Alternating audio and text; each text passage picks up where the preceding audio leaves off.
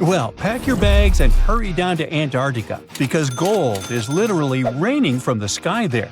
$6,000 per day. Well, not exactly from the sky, more like from the eruptions of this massive fiery volcano. The towering beast of a mountain is called Erebus. It looms over the icy, lifeless expanse of Antarctica on Ross Island. It shares the spot with three neighbors, Mount Terror, Mount Bird, and Mount Terra Nova. Although Erebus is certainly dominating the place, it's about 12,500 feet tall, like 8 Empire State Buildings. Now, even though it's far smaller than Mount Everest, it's still the southernmost active volcano in the world. And even though it stands in the middle of nowhere, Erebus is far from lifeless. It has a terrible temper, actually.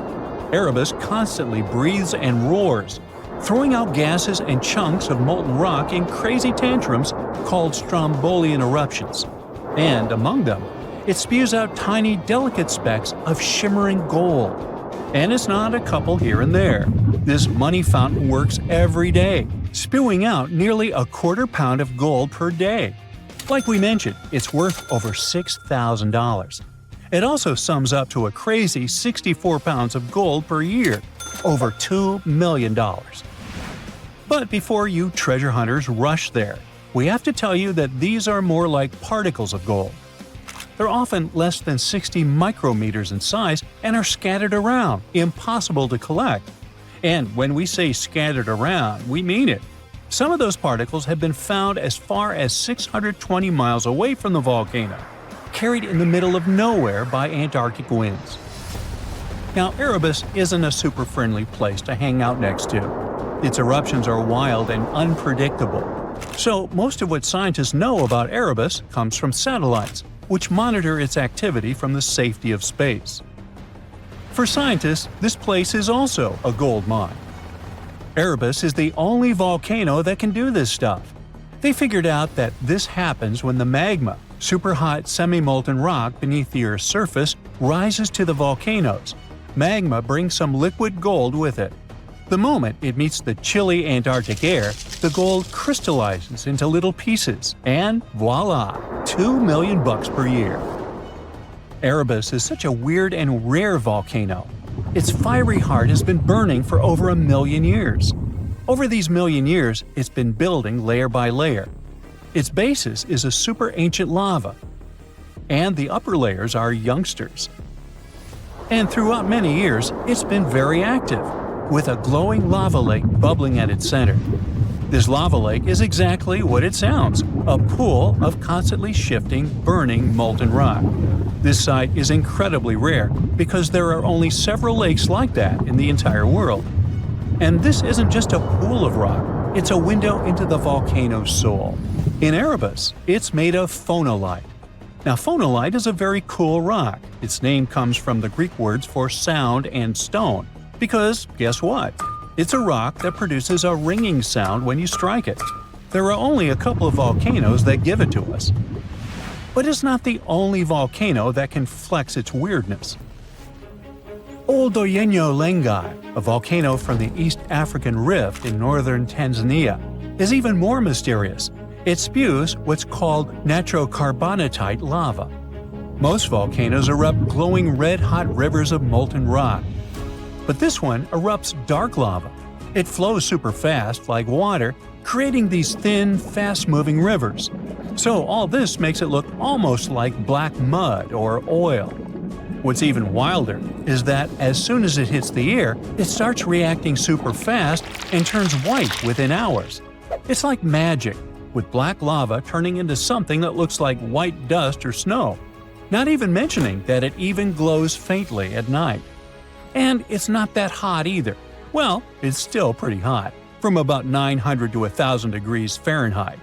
But usually, lava temperature can vary from 1,300 to 2,200 degrees Fahrenheit. So it's cold by volcanic standards. That's because this lava is rich in some strange soda and salt-like, incredibly rare materials: nerorite and gregarite. Nerorite is usually colorless and shiny, looking like small clear crystals or plates. Gregarite is often a bit cloudy, These guys are a geochemical mystery. Deep inside this place, there are two pools of magma. The rare minerals are probably born when carbon-rich parts of magma get separated from the rest, forming these two pools. And while they're fascinating, and we can get tons of them from this volcano, they're also completely useless. They're so rare and fragile that they're impossible to use in anything, even jewelry. Still, even astronomers find this curious. If there are planets out there that are rich in carbon instead of oxygen, like Earth, these minerals could be quite popular there. This volcano also releases a lot of gas, and I mean a lot. It's spewing out carbon dioxide at a speed of about 176 pounds per 1 second. Just think about it, about 5 tons of carbon dioxide per minute. Every minute, that's like several cars worth of gas being pumped out into our atmosphere. Luckily, our planet is used to this volcano, so it's not that dangerous to us. Meanwhile, in the central Andes, far from human reach, Lestaria is having the time of its life. This is also one of the most extraordinary and remote volcanoes in the world. This one is even taller than Erebus, rising to almost 18,700 feet. It's surrounded by a barren, otherworldly landscape.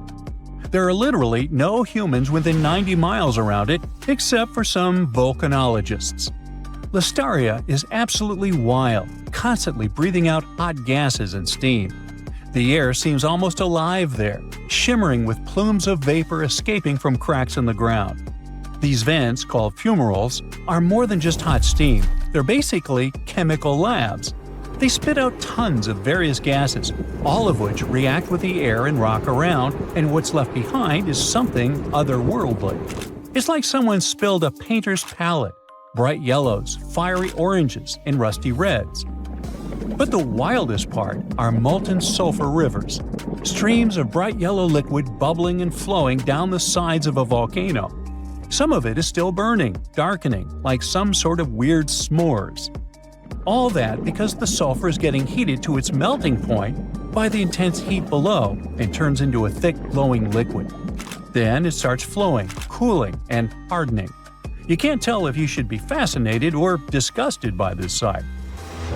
And if that's not enough to make you feel like you're on another planet, the place itself is just as extreme and crazy. Lestaria is perched high on the Altiplano, at the edge of the Atacama Desert, one of the driest places on Earth. Pretty much no rain, and temperatures can plummet to minus 11 degrees Fahrenheit. At least some volcanic ash enriches the soil, so there are some hardy plants here and there. The weirdest part is a salt pan nicknamed Lake of Sulphur. It's fed by those sulfur rivers. It shimmers with minerals all along its shores. This lake used to be way higher in ancient times, but now it's just a shadow of its former self. Thousands of years ago, it witnessed a catastrophe of unimaginable scale. The southeastern side of the volcano, a huge part of it, crumbled and fell in an instant. The ground just gave way, and an avalanche of volcanic rock and ash thundered down the slopes. The landslide raced at terrifying speeds, faster than the fiercest storm, tearing apart everything in its path. It tumbled for 5 miles. When the dust settled, all that was left was a massive scar about half a mile wide. We learned this story from the debris around the place.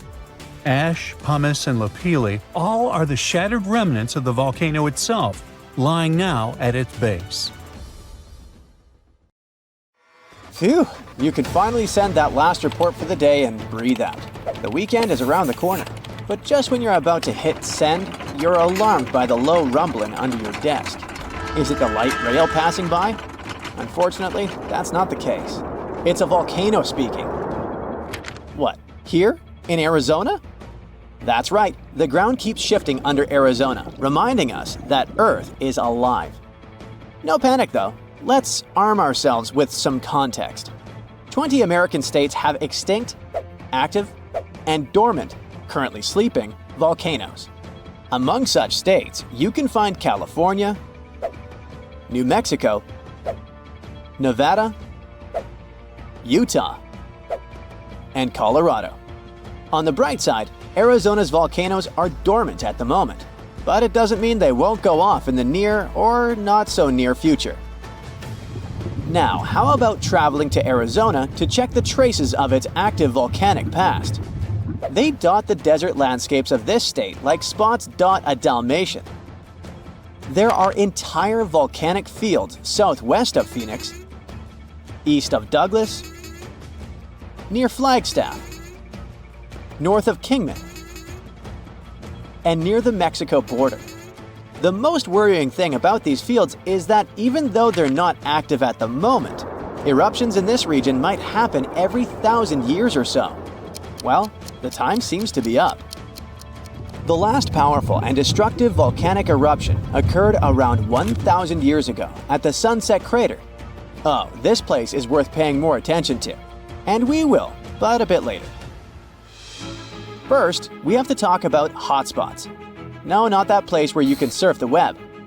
In our volcanic context, a hotspot is a place where insane amounts of heat melt the overlying crust, Earth's thin outer layer, and form volcanoes. This heat rises from the mantle, which is located between our planet's dense, superheated core and the crust. Want to see an example of this type of volcanism? Welcome to the Hawaiian Islands. The Big Island has its active volcanoes because, at the moment, it's situated on top of the Hawaiian hotspot. The older Hawaiian Islands were once there too, but later they drifted off towards the northwest. It happened because that's where the oceanic crust on top of which they sat, namely the Pacific Plate, moved. Now, look at the world's ocean basins. Yes, they're literally dotted with islands that sit on top of hotspots, like Hawaii, Iceland, Samoa, the Galapagos. Those are probably the most famous examples. But don't think that continents can't host hotspots. They can, but those are far less common. One of the most famous continental hotspots is, I bet you know it. Yep, the one beneath the Yellowstone caldera. By the way, the caldera is a vast volcanic crater, especially one formed as a result of a massive eruption that led to the collapse of the mouth of a volcano. The Yellowstone hotspot is basically the creator of Old Faithful and the rest of the hot springs and mud pots for which the national park is famous. Speaking of Old Faithful, let's make a small detour and pay more attention to this wonder of nature. It's one of the most well-known geysers in the world. People have been coming from all over the globe to see it for more than a century. The cool thing about this geyser is that the likes of it can only form under very specific conditions. That's why they're pretty rare. Magma under the surface superheats pockets of underground water. The pressure there keeps growing until it eventually pushes the water upward with immense strength. A certain volcanic rock with a high silica content lines the tunnel through which this water escapes. Basically, it creates a unique pipe that can withstand unbelievable pressure and heat created by the water erupting above the ground. Old Faithful was the very first named geyser in Yellowstone. If you come to visit it expecting the thing to erupt every hour on the hour, you're gonna be disappointed. On average, Old Faithful erupts every 91 minutes or so, which isn't that bad either. Plus, you can download a special app which will provide you with the approximate time of the next eruption. But be very careful while visiting and stay away from the site. The water erupting from the powerful geyser reaches 204 degrees Fahrenheit. The steam is even more scorching, up to 350 degrees Fahrenheit. It's hot enough to bake a cake. But let's get back to our volcanic hotspots. Scientists still don't clearly understand why there aren't many hotspot volcanoes on continental crust. One reason might be that the continental crust is much thicker than the oceanic crust, which is about 4 times as thick on average. Another reason could be that most of Earth's crust, about 2/3 of it, is oceanic. This means that there's less continental crust for hotspots to form under. Now, I bet those of you living in Arizona will appreciate the following info. We'll talk about a volcanic field right in the heart of this state, the San Francisco Volcanic Field. That's a massive area filled with over 600 volcanoes. Yes, they're mostly small, but it doesn't make them any less impressive. They're scattered across 1,800 square miles in northern Arizona, a giant territory. Interestingly, scientists are still debating about whether this volcanic field is actually sitting on top of a hotspot. But one thing they agree upon: the volcanoes in this area get younger as you move east. And this pattern matches up with the North American plate moving west over what could be a stationary hotspot beneath the surface of our planet. Cool, huh? The volcanic hullabaloo in that area started around 6 million years ago. So, in geological terms, it's relatively young. As for the most recent eruption, it happened less than 1,000 years ago. The Sunset Crater, which I mentioned before, the one near Flagstaff, is the most famous vent from that eruption. The Sinagua people had to leave their homes at Wupatki Pueblo because of the eruption. That site is now part of the Wupatki National Monument. There, you can see how people lived in this volcanic region many years ago. If you go to explore this area, you'll notice that most of the volcanoes there are basalt cinder cones, small and steep. The Colorado Plateau has quite dry weather conditions. That's why the volcanoes haven't worn down much. Some of the best examples of those cones, like this one, called the SP crater, still look like they appeared yesterday. But look around. It's not just cinder cones. The San Francisco volcanic field also has a stratovolcano, as well as some lava domes that formed from volcanic rocks with more silica than basalt you can find in places like Hawaii. It means they're thicker and don't flow as easily. Anyway, the stratovolcano is going to be one of the most epic sights you'll come across while exploring this volcanic field. Well, not the stratovolcano itself, but the San Francisco peaks, the remains of that giant formation. They stand tall at more than 12,600 feet. That's 4.5 Burj Khalifas placed on top of one another. It makes the peaks some of the biggest landmarks in northern Arizona. They're not only stunning, but also sacred to the Native American people who have lived in the area for many generations. Now, unlike those super active volcanoes in Hawaii, the San Francisco volcanic field takes its time, thousands of years between eruptions. But you shouldn't relax just yet. Geologists say another eruption is likely to happen one day. It will probably occur in the remote eastern part of the field, away from big towns. Phew! And if that next eruption is anything like the one that formed Sunset Crater, it would be quite the show. Lava fountains and rivers of lava flowing. At the same time, the next eruption might not happen for centuries, maybe even millennia.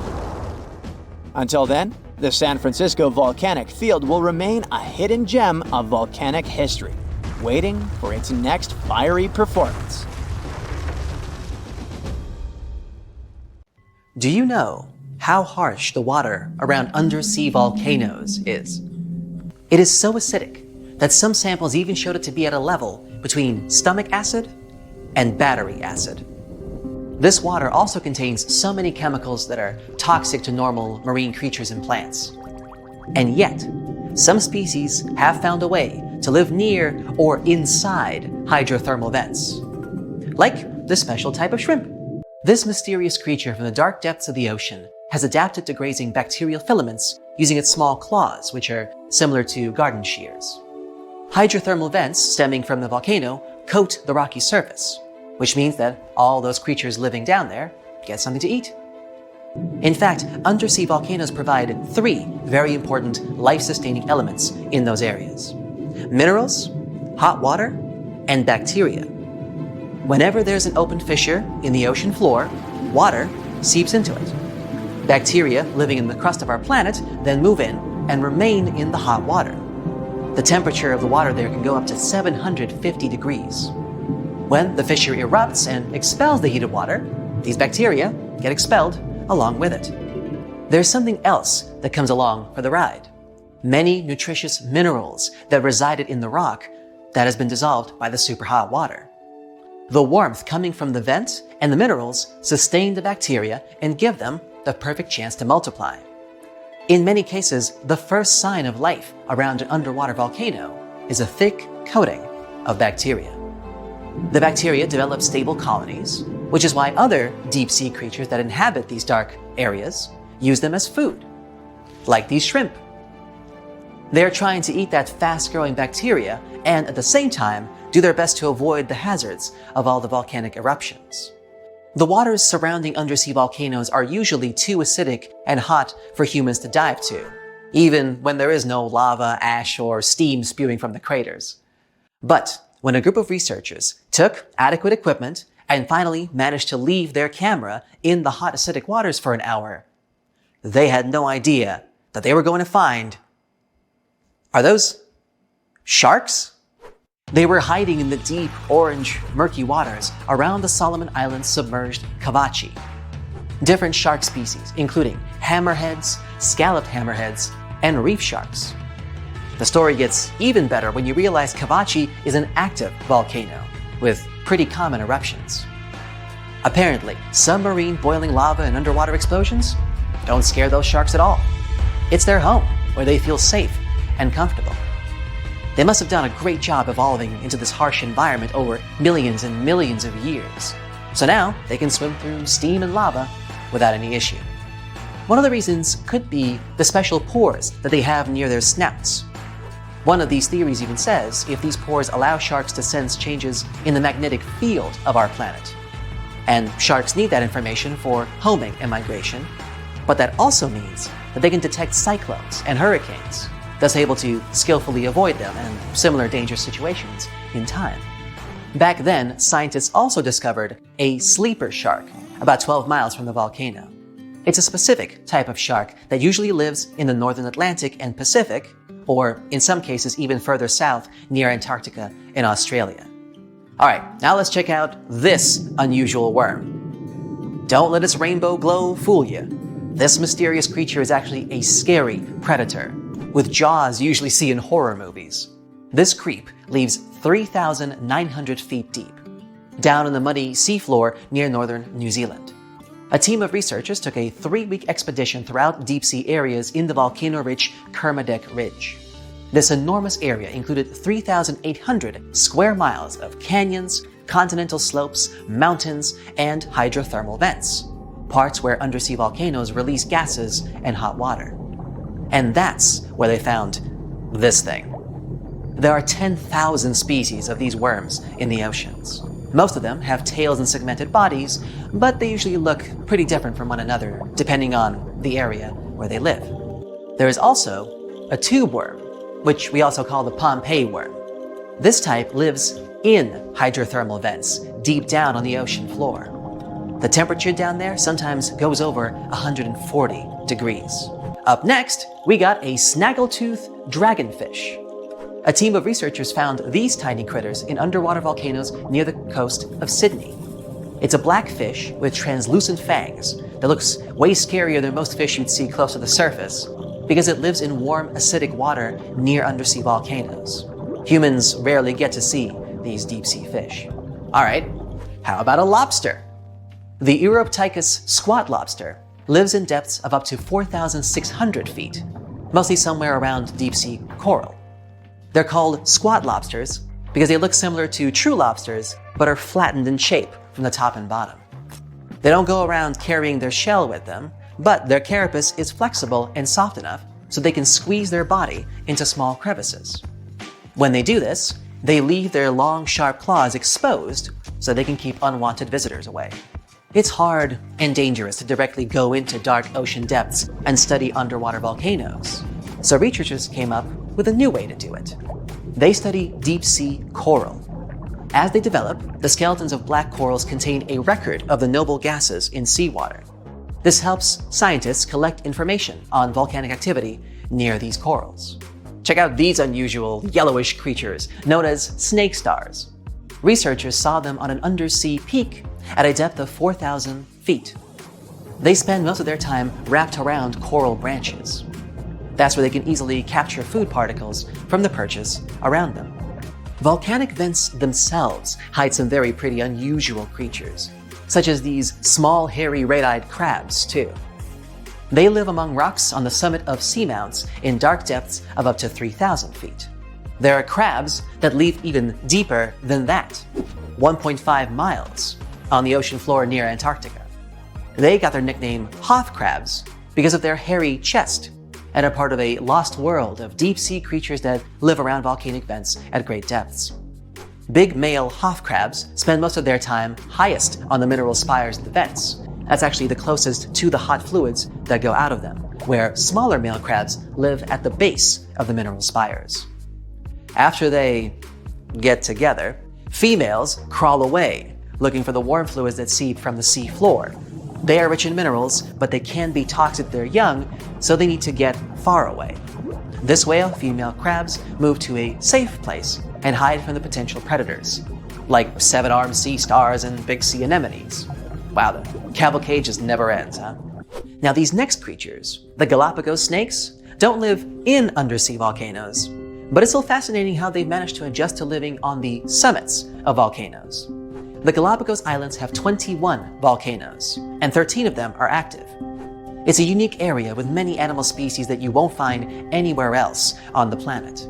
A wide variety of iguanas, tortoises, lizards, geckos, seals, birds, and sea lions, and snakes that decided to inhabit volcanoes. Also, Alaskan fur seals have been popping up in some unusual locations, like the top of a small island that forms the tip of an active undersea volcano, perhaps?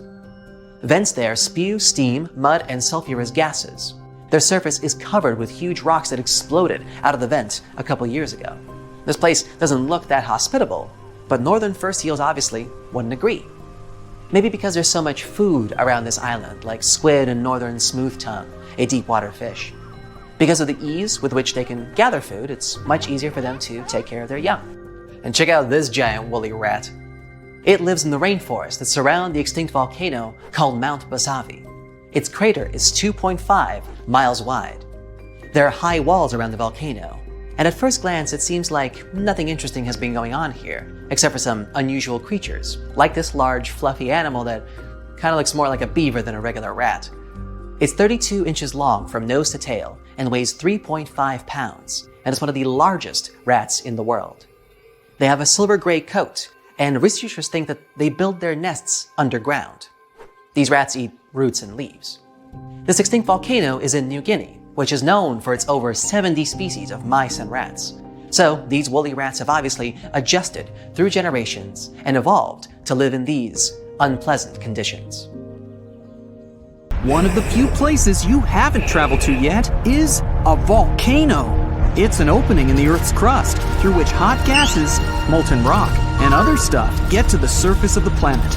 But which one should you choose? There are different kinds of them. For example, shield volcanoes are built almost entirely of solidified lava flows, or lava domes formed by small masses of lava that are too thick to travel great distances. You can also pick a cinder cone. It's the simplest kind of volcano out there. It's built from blobs of almost solid lava that erupts from a single vent. This lava is ejected into the air with great force. Then it breaks into tiny fragments that become solid and fall back as cinders. With time, they form an oval or circular cone around the vent. Such cones rarely rise more than 1,000 feet. But what if you choose something even more impressive? How about traveling down a stratovolcano? Huge, steep-sided, and powerful. Once you've made your choice, you also decide to opt for an active volcano that is erupting at this very moment. What you're observing now is called a glowing avalanche. The volcano has just erupted a huge portion of lava, which has created a pyroclastic flow. Its temperature can reach an insane 1,300 degrees Fahrenheit. You see how this flow gets formed from rock fragments and surges down the flank of the volcano at a speed of several hundred miles per hour. Ash is raining down on Earth like grayish, powdery snow. Volcanic ash consists of tiny particles of pulverized rock, volcanic glass, and minerals. When the ash gets mixed with the water from mountain streams and rivers, raging mud flows appear. Despite how scary it all looks, you get closer. Good thing you're wearing a protective suit that can withstand any temperature. The nearer you get, the more fumaroles you spot. These are holes and cracks at the base of the volcano and in its slopes. They emit huge clouds of steam and volcanic gases, carbon dioxide and sulfur dioxide. Some of the cracks are so large you can probably squeeze through and sneak a peek inside the volcano. But you have a different destination, the crater. On your way there, you spot a strange conical structure on the side of the volcano. It looks like a horn growing on the main cone. It must be a secondary cone, also known as a parasitic cone. Such cones form around secondary vents that reach the surface of large volcanoes. In this case, an eruption can occur not only through the main vent at the top of the volcano, but also through these additional vents. In any case, that's not where you're heading. Soon, you reach the crater. It's a massive circular basin. When you go to its edge and look inside, you see it's also very deep. The lava vent, which is where you need to go, is at the bottom of the crater. But even before jumping into the vent, you spot some strange tubes hiding under the lava flow. Those are lava tubes, natural passages through which fresh liquid lava travels beneath the surface of the lava flow. You decide to make a detour and follow one of the tunnels. It's the main lava tube. You also spot several smaller tubes. They supply lava to one or more lava flows. If the volcano wasn't erupting at the moment, the lava would drain downslope from this tube system. The passages would have lava marks on the walls, a flat floor, and lava stalactites hanging from the ceiling. But even now, there's some empty space above the flowing lava. That's because it has eroded downward, making the tube deeper. But right now, you need to get back. You take the next turn and get back to the crater. You wait till the volcano spews another portion of boiling lava and dive into the volcano's throat. It's the entrance of the volcano. Lava and volcanic ash get ejected from here. The volcano's throat is wide, and you easily travel deeper down. The lava around you glows bright red and orange. That's because when it first bursts to the surface, its temperature can reach 2200 degrees Fahrenheit. That's hot enough to melt iron. You move down the volcano's main vent. It's a weak point in our planet's crust. There, scorching hot magma manages to escape from its chamber and reach the surface. While going deeper and deeper into the vent, you notice sills. Sometimes, lava intrudes between the crack in the crust, pools there, and crystallizes. This creates deposits of ash and solidified lava. That's what sills are. Pretty soon, you reach a magma chamber. It's a large pool of molten rock. The one you're in at the moment is quite shallow. That's because it's not the main one. After traveling several more miles down through the vent, you get to another huge magma chamber. It supplies the small one beneath the base of the volcano. The main magma chamber lies in Earth's crust, which stretches from 3 to 44 miles deep. The molten rock there remains under extreme pressure, and the temperatures inside are incredibly high. With time, the rock surrounding the magma chamber starts to break and fracture. This creates outlets for the magma, and since it's made of a much less dense material than the surrounding rock, the magma begins to seep through the cracks to the surface. From the main chamber, it rises to the upper one. Then it makes its way to the surface in a powerful eruption. You explore the magma chamber and then decide to go even deeper than that, to the place from where all that molten rock gets into the magma chamber. You're moving through the crust. The volcano is located on land. That's why your trip takes longer than it would if you were traveling through the oceanic crust. It's only 3 to 6 miles wide. But the continental crust is much thicker. It can be 28 miles thick in some places. As you're going through the crust, you can't but notice its light color. That's because it consists mostly of granite. If you were going through the oceanic crust, the material surrounding you would be dark or nearly black because it has a different composition. The deeper you go, the hotter it becomes. Sure, the temperature here isn't as high as in the magma chamber, but still, at the boundary with the mantle, your thermometer shows 750 degrees Fahrenheit. At a depth of about 20 miles, you reach the boundary between the crust and the Earth's upper mantle. There, the pressure reaches a mind-boggling 10,000 atmospheres. That's where magma comes from. You could finish your journey and get back to the surface, but your curiosity gets the better of you. You decide to go deeper, all the way to the center of the Earth. The next layer on your way is the mantle. It makes up 2/3 of the Earth's mass and 84% of our planet's volume. It's 1,800 miles thick. The rock closer to the inner part of the mantle is semi-solid, like caramel candy. The upper part of the mantle, as well as the crust, is broken into massive pieces. They look like a colossal jigsaw puzzle. Those are tectonic plates. They drift at a speed of 1 to 2 inches per year.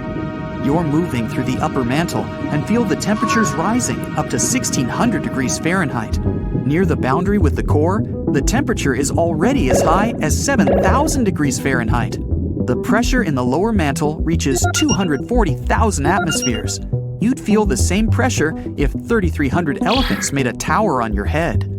At a depth of about 1,800 miles, you see the boundary between the mantle and the outer core. The insides of the planet around you are heated up to 9,000 degrees Fahrenheit. Such temperature is high enough to keep the outer core liquid. The pressure there is almost 2 million atmospheres, but it's not enough to make the iron that the core is made of solid again. The outer core is 1,500 miles thick. It churns in massive turbulent currents and generates a magnetic field. In the outer core, Earth's magnetic field is 50 times more powerful than at the surface. You are now more than 3,000 miles underground, and you've reached the inner core. It's a solid metal sphere, around 1,500 miles across. The inner core is immensely dense and spins faster than the rest of the planet. The temperature there is as high as on the surface of the sun, 9,800 degrees Fahrenheit. And the pressure inside the inner core is 3 million times greater than on the surface. It took about 500 million years for the inner core to form, which means it's younger than some parts of the crust. Fraser Island sits off the coast of sunny Queensland, Australia. But don't fall for its beauty. It's home to the most dangerous beach in the world. There's nowhere on the island to seek medical attention. If you do run into danger, you're on your own. Dingo attacks are super common here. If you don't know what a dingo is, it looks like an adorable dog. But beware, this wild breed is extremely dangerous. And the dingo's gnashing teeth aren't the only thing to be scared of. The seas around the island are swimming with great white sharks. There's jellyfish in the water too. Fraser Island is home to some of the world's most dangerous kinds, including the Portuguese bluebottle. One sting from its venomous tentacle is enough to take down an adult human. Even if you manage to avoid the creatures on the island, the sea itself is perilous.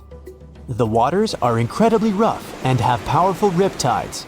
These are strong currents that will pull you away from the shore. And remember, there are no lifeguards to come to your rescue if you get in trouble. Even the sand is dangerous. Car rollovers in the thick dunes happen all the time. It's definitely best to swap your car for a dune buggy. Travelers also often drive down the dunes straight into the lakes below, but the lakes are incredibly shallow, which is not very safe. Fraser Island is also known for its beautiful lookout points, but you'll need to watch your step. You might feel on top of the world, but stay well away from the edges as jagged rocks and crashing waves line the shore below. There's an island in Brazil known as Snake Island, which is equally dangerous. I wonder what the hazard could be here. It's home to thousands of golden lancehead vipers, which are one of the most venomous snakes on the planet. They grow to over 20 inches long, and their fast-acting venom melts the flesh from around their bites. There are around 4,000 snakes on the tiny 106-acre isle. Snake Island has become so dangerous that the Brazilian authorities had to ban everyone from going there. For years, the only human inhabitants to brave the island were a lighthouse keeper and his family. But local legend says that one night a group of snakes crawled in through a window to attack, and the family was never seen again. Known as the gas mask town, the island of Miyakijima is not one to visit in a hurry. It's home to a fiery, active volcano that has erupted several times over the past few years. There were several massive eruptions leading to the spread of a highly poisonous gas across the island. Residents are now required to carry gas masks at all times, and a terrifying alarm blares across the island whenever the poison levels get too high. The island is also in the middle of the Devil's Sea. Ships mysteriously vanish in the area, and experts have no idea why. The North Sentinel Island is home to a remote and unwelcoming tribe. They lived alone on the island without any modern technology or contact with the outside world for over 60,000 years. And that's just the way they like it. They've been known to fire arrows at anyone who attempts to enter the island. There are many stories of people visiting the island, and they are never seen again. It's not ghoulish ghosts or slithering snakes that you have to worry about on the Caribbean island of Saba. It's hurricanes. The tiny island has been hit by more severe hurricanes than anywhere in the world over the last 150 years. There have even been 7 tropical cyclones, which is an intense circular storm. The winds in these storms can reach 254 kilometers an hour. Try standing up in that. You'll also struggle to find a pilot who'll even land on the island. It's incredibly dangerous not because of the winds, but because it's home to the shortest runway in the world. It's only 440 yards long. 2 huge rocky ridges surround the runway, so there's no room for mistakes. The Kilauea beaches of Hawaii used to be one of the most dangerous in the world. The Kilauea volcano has been almost consistently erupting for the past 35 years, spewing red-hot lava into the surrounding waters. The water temperatures have even passed boiling point as a result of the lava. Happily, it's no longer active. While the island of Bikini Atoll might sound like the perfect summer vacation destination, it's most certainly not. The problem is that this place has dangerously high radiation levels, and the locals had to leave it. Although the island was declared safe in the 90s, its original inhabitants have refused to return. The lack of fishing in the area has also led to a massive increase in sharks who swim the waters in search of their next meal. Strangely, the corals and reefs are thriving. From the distance, Ramree Island looks idyllic. White sand, swaying palms. But beware. They say thousands of hungry saltwater crocodiles used to lurk there, ready to strike at any time. The exact number of those animals was unknown, and some scientists claim that there are quite a few of them right now. I'd stay well clear of the island though. I don't really feel like becoming crocodile food. Skeleton Coast in Namibia is appropriately named as the harsh landscape and lack of water make life almost impossible. Whale carcasses, turtle shells, and elephant rib cages litter the shore. If that isn't bad enough, lions and hyenas patrol the beach in search of their next meal. The surrounding waters are just as dangerous, as they are home to 11 different species of shark. Many sailors have become lost on this coast and have never been seen again. Cape Tribulation in Australia also lives up to its name as it is packed, full of dangers. Swimmers have to wear special stinger suits because the water is teeming with stinging jellyfish. Saltwater crocodiles also hide in the water, but they don't make a suit to keep you safe from those. It's not just the jellyfish that sting. The area is covered in stinging trees. The trees have jagged leaves that give the crocs' teeth a run for their money. On land, there's angry cassowary birds. There are flightless birds that are the same size as an ostrich. They have sharp talons that can easily slice through skin. The Ottakliv beach in Norway is one of the best places to see the northern lights, but you'll be lucky if you survive more than one night there. The seas surrounding the island can reach 46 degrees Fahrenheit, and that's just in the summer. It probably feels like swimming in ice cream. For years, Gansby Beach has remained a habitat for the most dangerous creatures on the planet. Sharks are particular fans of its waters, and the coastal stretch is known as the Great White Shark Capital. The sharks are attracted to the 60,000 sea lions that flock to the beach every year. Not just shark food, wild sea lions can be unpredictable and aggressive towards humans. Comoro Islands are the worst vacation destination for those who don't really like mosquitoes. The place is swarming with the little guys. Locals say all the water on the island must be contaminated because of them. So they like to sterilize water before drinking, making ice, and even brushing their teeth. If you're really into coconuts, there's one place you should probably go to grab some. I'm talking Danger Island. Yep, it's the real name of one of the islands in the Chagos archipelago. It shouldn't scare you off though. The major problem it has is parking. I mean, safe anchorage for those who come there. Finally, while it may sound dreamy, you're probably going to want to avoid the beaches of the Amazon. Sharp-toothed red-bellied piranhas, anacondas, and electric eels are just some of the beach's regular residents. It has one of the widest varieties of animal species on the planet, including the Amazonian giant centipede, which has a poisonous bite. It's not just the animals of the Amazon that you have to watch out for. Strychnos and curare are the two Amazonian plants that are super poisonous. Get ready, because one of the Pacific Ocean's most active volcanoes might blow any minute now.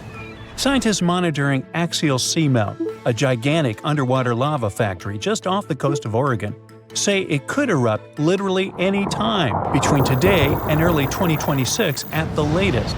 Yes, it's underwater, but don't get tricked by the ocean's cover. This beast is almost 3 times taller than the Empire State Building. This volcano is inflating like a souffle at a Michelin-starred restaurant, and scientists are so excited they will live stream it. Seriously! So, here's the thing. This volcano will explode at any moment now because, well, it's inflating fast. Over the past few months, researchers have noticed that the seafloor is literally rising. It's like Axial is doing its best impression of a waterbed filled with molten rock.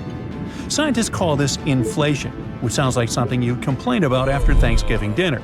But in volcano terms, it means magma is piling up underground, causing the seafloor to bulge like a souffle that's this close to collapsing. Now, an underwater volcanic eruption might not sound so exotic. After all, most volcanic activity on Earth happens under the sea.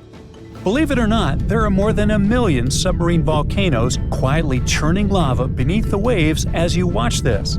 The ocean floor is Earth's biggest volcanic hotspot. What makes Axial Seamount so thrilling is that it's under intense scientific surveillance, unlike any other underwater volcano. It's like the star player in a volcanic reality show, with a network of ocean-bottom instruments giving researchers real-time updates on magma movements, seismic tremors, and crust deformation. In fact, Axial Seamount hosts the world's first-ever underwater volcanic laboratory. Scientists have been keeping a constant eye on it since the 1990s, when they installed sensors that now relay live data straight from the seafloor. This kind of monitoring is unheard of elsewhere and has turned Axial into a geological celebrity, one whose behavior we can track with remarkable precision. Besides, Axial is hilariously predictable. It erupts roughly every decade, and right on cue, it's gearing up for another performance. By mid-2024, it had inflated to nearly the same level as before its last eruption, which means the countdown is on. Scientists are so confident in its schedule that they've set up a volcanic advent calendar, waiting for the day when Axial decides to pop. But hold on, Axial Seamount isn't just your average underwater volcano. It's got style, personality, and a geological identity of its own. Now, most underwater volcanoes, called seamounts, tend to look like cones or flattened domes. Axial laughs in the face of tradition with its unfashionably rectangular caldera, a 2-by-5-mile crater that looks like it was designed by a geologist with a ruler and a grudge against curves. Most volcanoes opt for the classic circular look, but Axial, it went full avant-garde. This caldera is punctuated by fissures, vents, lava channels, and mysterious dome-like structures that rise hundreds of feet high. It's like the volcano's wearing a funky geometrical crown instead of the usual rounded hat. What's more, Axial's location is like prime real estate for geological fireworks. It sits right where 2 major forces collide, literally. First, it's on the Juan de Fuca Ridge, an underwater mountain range formed where 2 tectonic plates are slowly pulling apart, like a zipper being undone. Second, it's perched atop the Cobb Hotspot, a deep mantle plume that acts like Earth's sneaky magma espresso machine, pumping molten rock from deep inside the planet and fueling a whole chain of seamounts. To put it plainly, it's like the tectonic plates are reluctant dance partners, sliding away from each other, while the Cobb Hotspot acts as the DJ, turning up the heat and keeping the magma party going. This dual influence creates a complex plumbing system inside the volcano, with magma chambers filling, draining, and shifting in ways scientists are still trying to decode. The competition between the spreading plates and upwelling magma is what gives Axial its unique geological fingerprint, and it's also why this volcano keeps surprising us. Now, we said that Axial's summit isn't just a crater. The truth is that inside, the action gets even weirder and cooler. Well, hotter, but you get it. Axial hosts black smoker hydrothermal vents, which blast superheated water at temperatures exceeding 700 degrees Fahrenheit. This is no ordinary underwater hot tub. These vents create one of Earth's most extreme environments, where bizarre creatures thrive in total darkness and scalding heat. Giant tube worms, crabs, colonies of bacteria, and even octopuses live off the mineral-rich plumes that gush from these vents, forming ecosystems completely independent from sunlight and photosynthesis. It's like an alien world beneath the waves, thriving off the volcano's fiery breath. These vent communities are crucial to science, not just because they're strange, but because they may resemble the earliest ecosystems on Earth. Some researchers believe life on our planet may have originated in similar deep-sea hydrothermal environments billions of years ago. Studying them could also help us search for life on icy moons, like Europa and Enceladus, where similar vents might exist beneath their frozen surfaces. When Axial erupts, it's like a natural reset button for these communities. The lava wipes everything out, but within months, life comes roaring back. Proof that even in the most hostile environments, real estate is always in demand. For those worrying about tsunamis or coastal disasters, relax. Axial's eruptions are the underwater equivalent of a slow cooker. The immense water pressure keeps things chill, well, scalding, but not explosive. So the worst thing that happens is some lava decorates the seafloor, and a few crabs have to find new vents to squat in. This means no massive ash clouds or explosive blasts that could reach the surface. Instead, lava oozes out and spreads across the seafloor, sometimes traveling for miles. But for scientists, this eruption is the golden ticket. Understanding Axial's patterns could help predict eruptions elsewhere, even on land. Plus, its bizarre ecosystems offer clues about how life might survive on other planets. Not bad for a volcano that mostly just sits around looking rectangular. Still, the volcano's activity can be heard in the form of thousands of small earthquakes every day. Thousands! As if the volcano itself was groaning and creaking, preparing to burst open. Again, we won't feel a thing, but at least they'll help scientists track the magma's movements and the volcano's eruptive cycle. Now, one of the coolest parts of this story is that scientists are preparing to live-stream Axial's next eruption for the first time ever. Imagine watching an undersea volcano in action, live, as it's painting the ocean floor with fresh lava. It's like a front row seat to a natural fireworks display, thousands of feet beneath the waves. The livestream will come courtesy of the Ocean Observatory's initiative, which maintains a series of fiber optic cables linking Axial's instruments directly to shore. It's the Wi-Fi of the deep sea, and it's about to broadcast molten rock in HD. And there's another twist. Scientists have noticed a curious pattern in Axial's eruptions. All three of its most recent eruptions, in 1998, 2011, and 2015, happened between January and April, the months when Earth starts moving away from the Sun. So why? Well, it might have something to do with the Moon's gravitational pull. The Moon's orbit causes ocean tides to rise and fall, which changes the pressure on the seafloor and could help nudge the magma chamber to its breaking point. I guess the Moon isn't just a romantic light in the night sky. It might be the ultimate volcanic whisperer. So, one thing's for sure, when Axial goes, it'll be the best documented underwater eruption in history. So, keep your eyes peeled. This is one natural spectacle you won't want to miss. And who knows, if we're lucky, we might even get deep-sea eruption ASMR out of the deal. Now, if you'll excuse me, I'll be refreshing the live feed like it's a Taylor Swift ticket sale. There's an old volcano in Bolivia called Uturuncu. It hasn't erupted in about 250,000 years, so you may think that's the end of its story. But recently, it has started to act a little strangely. At the moment, it resembles a zombie that's waking up from a long nap. Uh-oh, Is that kind of apocalypse nearing? Uturuncu is a huge mountain in the Andes that's almost 20,000 feet tall. It's called a stratovolcano, which means it's big, steep, and cone-shaped.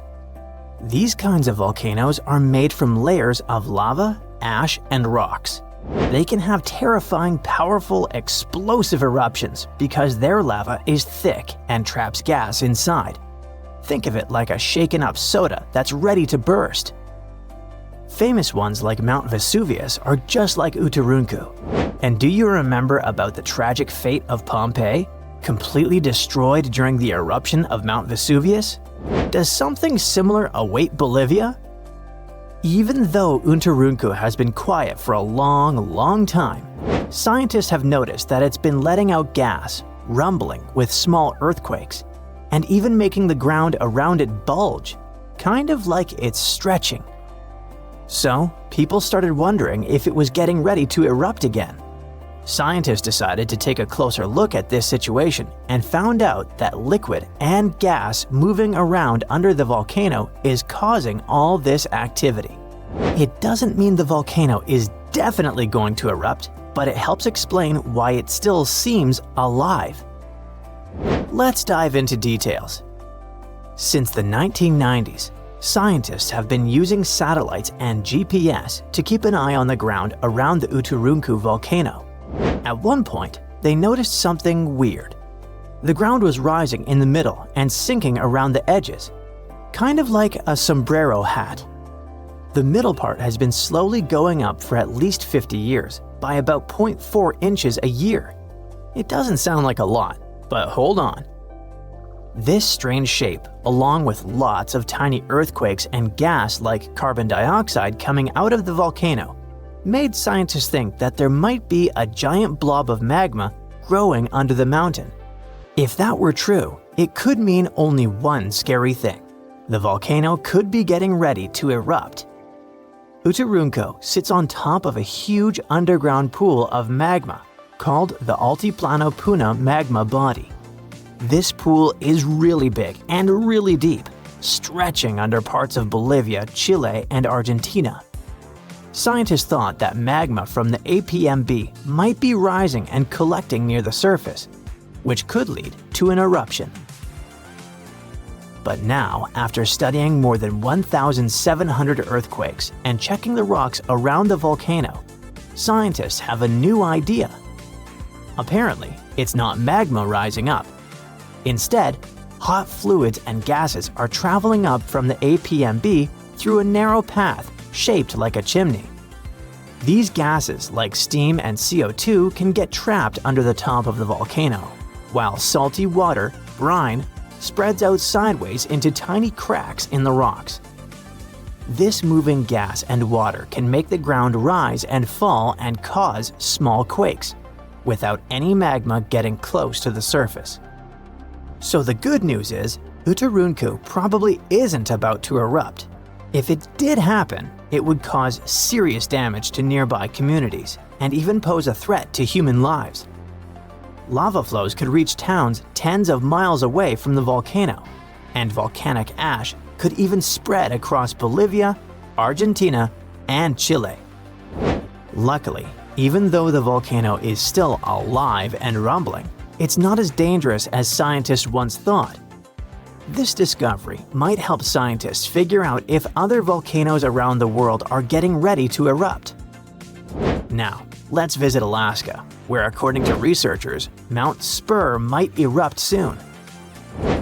It's letting out strange amounts of volcanic gases from the top and side vent, the very vent that last erupted in 1992. If it erupts again, it could cause problems for airplanes flying nearby and might send ash falling from the sky. The good news is that nobody lives close to it, so people are safe for now. But even though Mount Spur isn't super dangerous, there are other volcanoes around the world that could be really destructive.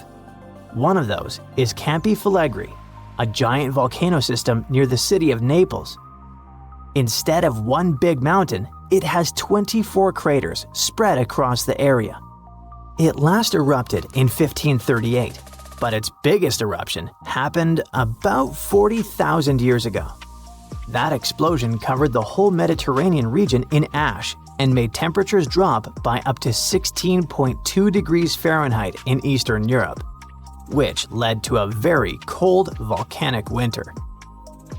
If Campiflegrei erupted again today, it could be very dangerous.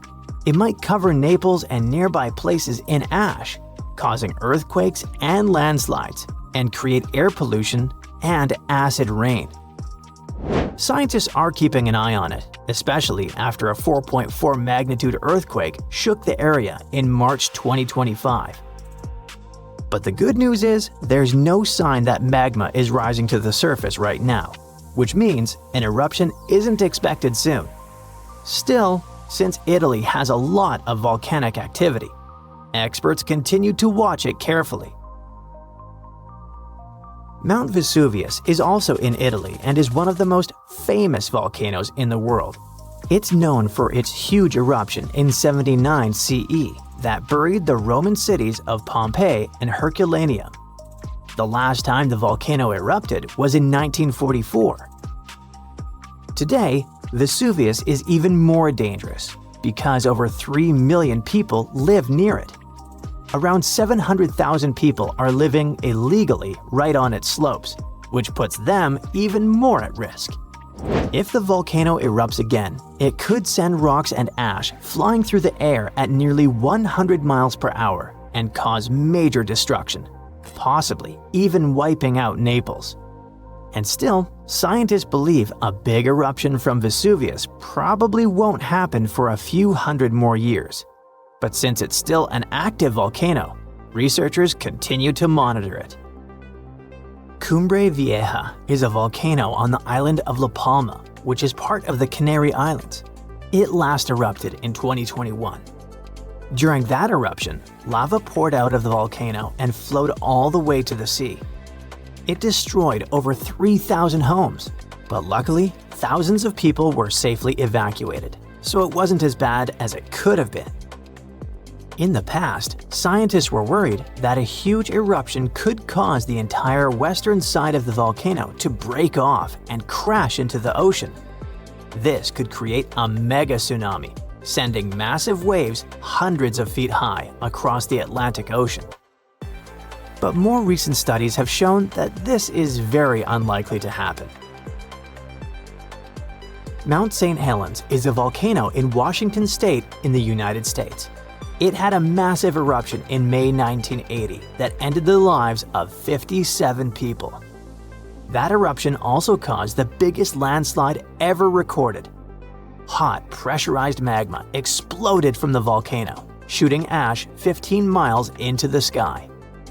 Ash covered a huge area, and around 230 square miles of land was destroyed. Mount St. Helens is still active and is expected to erupt again someday, possibly even in our lifetimes. But experts say it's not likely to have another huge sideways blast like the one in 1980, thanks to a deep crater that is now formed at the top. It will change the way the volcano might erupt. Popocatépetl is a big, active volcano in Mexico. It's been slowly erupting on and off since the early 2000s. It's really close to a lot of people, just 40 miles from the Mexico City metropolitan area, which has about 22 million people, and 30 miles from Puebla, which is home to about 6 million inhabitants. If Popocatépetl had a huge eruption, it could cover Mexico City in thick ash as much as 8 inches deep. That ash could block drains, mess up the water, and even stop the electricity from working. Even worse, fast-moving lava and super hot flows, called pyroclastic flows, could rush down the mountain and destroy towns nearby. The volcano was quiet for 50 years, but now it rumbles and shakes pretty often. There have been over a dozen small eruptions, including some as recent as February 2024. Some nearby places got covered in ash, but scientists say this isn't too surprising, and they're keeping a close eye on it.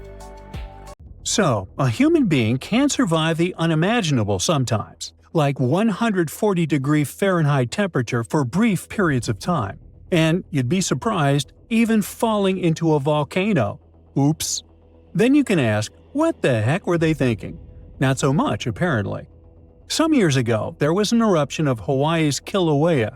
The volcano had been active for almost 35 years in a row, and this eruption could symbolize that the active days were finally over. However, it doesn't mean it's all clear and safe now. In fact, it's quite the opposite. The caldera, that bowl-shaped depression at the summit, is still unstable. After months of deflating as magma was pulled away to the volcano's sides, hanging around the rim isn't the best idea. But even a metal guardrail couldn't keep one overly curious visitor from taking a risky leap to look over the edge. Recently, a 32-year-old man was attempting to peer over the caldera when he lost his footing. He ended up falling about 70 feet into the pit and sustained serious injuries. Fortunately, he didn't land in any lava. The caldera has been devoid of it for some time now, as all the lava in the Halemaumau crater drained away months ago. This time, it was just gravity and sharp rocks that caused the trouble. According to a statement from the Hawaii Volcanoes National Park staff, it was a soldier who was on the island for a training exercise and is now recovering in the hospital. Rescuers had to rappel down into the caldera to bring him back up. But this isn't the first time someone has fallen into Kilauea's craters. In October 2017, a person passed away after tumbling into the pit, which was much shallower back then. Given that history, this other soldier was incredibly lucky to escape with his life. There's one more curious volcano, Odonio Lingai in Tanzania. It's located over the East African Rift, where the continent is slowly being pulled apart by a rising plume of superheated mantle material. Eventually, a new ocean will form there, but for now, unique geochemistry means some pretty odd volcanology, especially at Odonio Lingai. The lava here never exceeds 950 degrees Fahrenheit, which is significantly cooler than the stuff that usually erupts from Kilauea. This is due to the unusual chemistry of the rocks that create its magma, which is high in calcium and sodium. The sodium-rich mix makes this lava a natrocarbonatite, lacking the silica chains that give regular magma its viscosity. This results in very cold and superfluid lava that erupts in a jet-black stream and weathers to a ghostly white. While that's fascinating on its own, I mention it because someone fell into this strange cold lava back in 2007, which might be an even scarier scenario than what just happened at Kilauea. Falling into lava is obviously a bad idea for many reasons, but this incident had an unexpected twist. The guy who fell there, a local Maasai porter, slipped into an active lava flow and got severely burned but survived. Now, you may be thinking, maybe I shouldn't climb into a volcano for a better view. Well, duh. Most people who fall into active volcanoes, as you can imagine, don't come out unscathed if they make it out at all. When we think of volcanoes in general, I suspect that one of the first ones that pops into your noggin is Vesuvius. And I bet you won't be shocked when you learn that, yup, someone did fall there too. A 23-year-old guy from Maryland had quite an adventure when he fell into the crater of Mount Vesuvius in Italy while snapping a selfie. The man, Philip Carroll, was exploring the iconic volcano, famous for burying the Roman city of Pompeii under ash in 79 CE. He was there with two family members.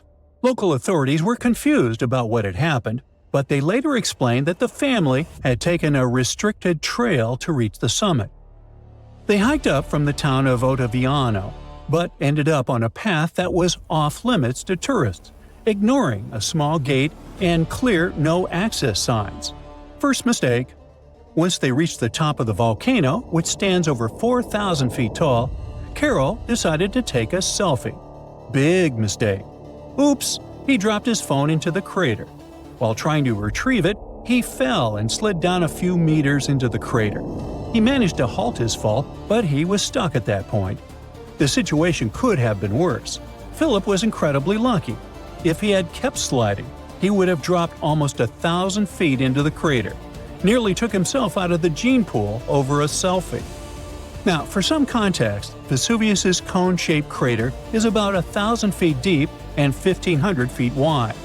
Philip ended up with some cuts and scrapes on his arms and back from the fall. Luckily, local guides spotted him with binoculars from the other side of the rim and rushed to his aid, using a long rope to pull him back to safety. A video posted on Instagram by Carol's brother shows the breathtaking view from the volcano's peak, with someone in the background exclaiming, "Hey, we hiked to the top of a literal volcano!" After the incident, Carol was taken into custody by the Carabinieri, one of the police divisions in Italy, and he had some time to consider his behavior. Now, Mount St. Helens is one of the most well-known volcanoes in the U.S., if not the entire globe, especially since its big eruption back in 1980. Fast forward to 2008. A 52-year-old guy from Oregon named John Slimp decided to hit the snowy trails near the volcano with his son and a friend. They were enjoying some snowmobiling fun when they thought it would be a great idea to hike up to the crater's rim. But what started as a fun day quickly turned into a real-life horror story. John, wait for it, fell into the volcano. Yep, he plunged about 1,500 feet, but surprisingly managed to survive. His fall was cushioned by a snowbank after about 150 feet, but that bank gave way, and he slid the rest of the way down. Emergency services were called, and a helicopter team had to come to his rescue. Fortunately for him, medical technicians were on the scene within hours and were able to save John's life. Meanwhile, another tourist, this time from Ireland, had a lucky break after plummeting 650 feet down an Indonesian volcano, coming away with just a few minor scrapes. His name is Paul Farrell, and he was 31 when it happened. He was hiking solo on Mount Rinjani in West Nusa Tenggara when he lost his footing and tumbled down a steep trail, reportedly rolling off a cliff. Mount Rinjani, standing at 12,224 feet, is an active volcano on Lombok Island and draws hikers eager to see its breathtaking crater lake, Segura Anak. Amazingly, Paul only ended up with some cuts on his face, arm, and legs, according to local news sources. He even managed to reach out to a local resort for help, which alerted police early that morning. Ironically, a rescue team was already on the scene, tending to the body of another hiker who had fallen into a nearby ravine. Despite some communication challenges due to poor reception in the remote area, the team managed to find Paul relatively quickly, given the circumstances. Locals explained that Paul had slipped because the ground was sandy. Yes, blame it on the sand. Now, you probably noticed that cases of falling down a volcano aren't that rare, huh? Not everyone survives such falls. Most hikers, well, pass away. Back in March 2010, a Swedish tourist had a wild and unfortunate mishap at Mount Batur in Bali, Indonesia.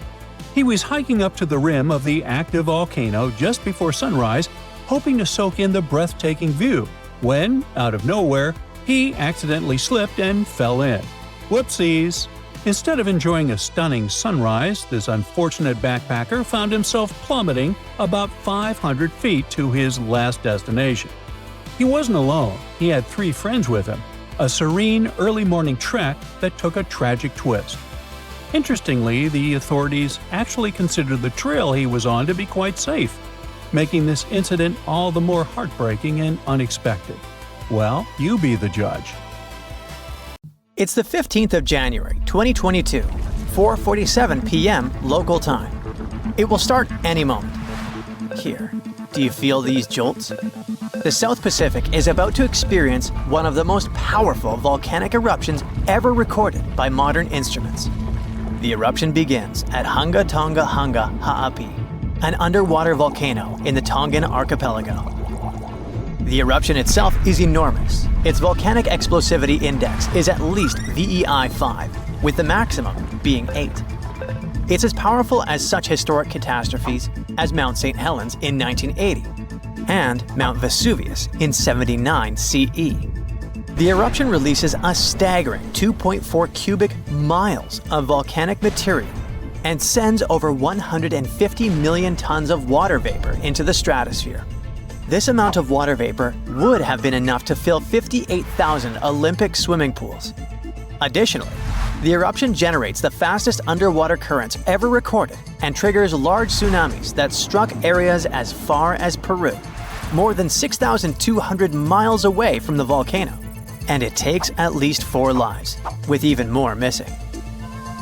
But the craziest thing is that just before the eruption, 15 minutes ahead of time, there was a kind of warning. But as it often happens, people simply missed them. 2 seismic stations, about 466 miles away from the volcano, which is pretty far for this kind of thing, picked it up. They figured out it was a Rayleigh wave, which is a type of seismic wave that moves along Earth's surface. This wave was caused by a fracture in the ocean floor, where magma and seawater started to interact under a lot of pressure. That's likely what triggered the eruption. The crazy thing is that normally, volcanic seismic signals are pretty small and can only be detected close to the volcano. But this Rayleigh wave traveled way farther than usual and was much stronger.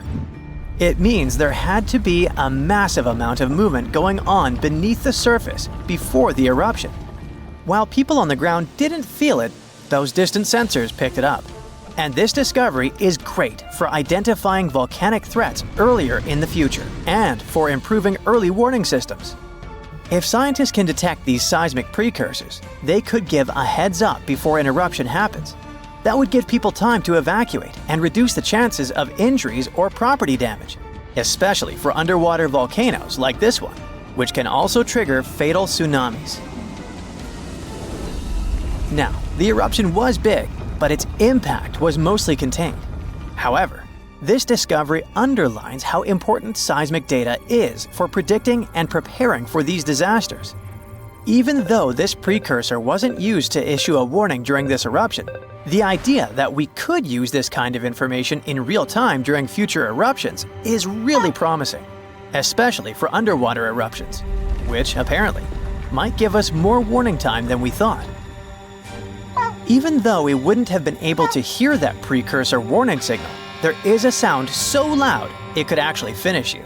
And while such sounds are incredibly rare, the loudest noise ever recorded was indeed fatal to those who were close enough. On 27 August 1883, the eruption of the Krakatoa volcano in Indonesia created the loudest noise ever measured. It's thought to have been an astonishing 310 decibels at the source. To put this in perspective, a hand drill produces the sound of 98 decibels. The noise produced by a jet engine measures 140 decibels. And the sound of 180 decibels is capable of destroying your hearing tissue. So, the sound Krakatoa produced reached more than 170 decibels at a distance of 100 miles. And sailors aboard a ship just 40 miles from the eruption had their eardrums burst from the sound. The explosion's reverberation was so powerful that it was heard 3,000 miles away. In fact, at a farm in Alice Springs, Australia, over 2,200 miles away, sheep farmers reported hearing what they thought were gunshots. The sound from Krakatoa traveled around the world multiple times. Although no one heard the explosion beyond 3,000 miles, spikes of atmospheric pressure were recorded in places as far away as Canada and England. Those must have been the sound waves produced by the eruption traveling around the globe. Sound above 150 decibels can potentially cause life-threatening harm. In particular, sounds between 170 and 200 decibels can result in lethal conditions, including burst lungs. Anything over 240 decibels could cause fatal injuries, and you don't even want to know what those are. I'll just say that those sometimes happen to cartoon characters, but rarely to people. The scientific explanation behind this is that sound is essentially a wave of pressure, which can travel through both solids and liquids. And, in the case of an incredibly loud sound, pass right through the human body. If the pressure from such a sound is high enough, it can rupture eardrums and internal organs, causing significant and often fatal damage. Now, you probably know how volcanoes sometimes have small earthquakes before they erupt. Well, they often produce this weird sound called a harmonic tremor.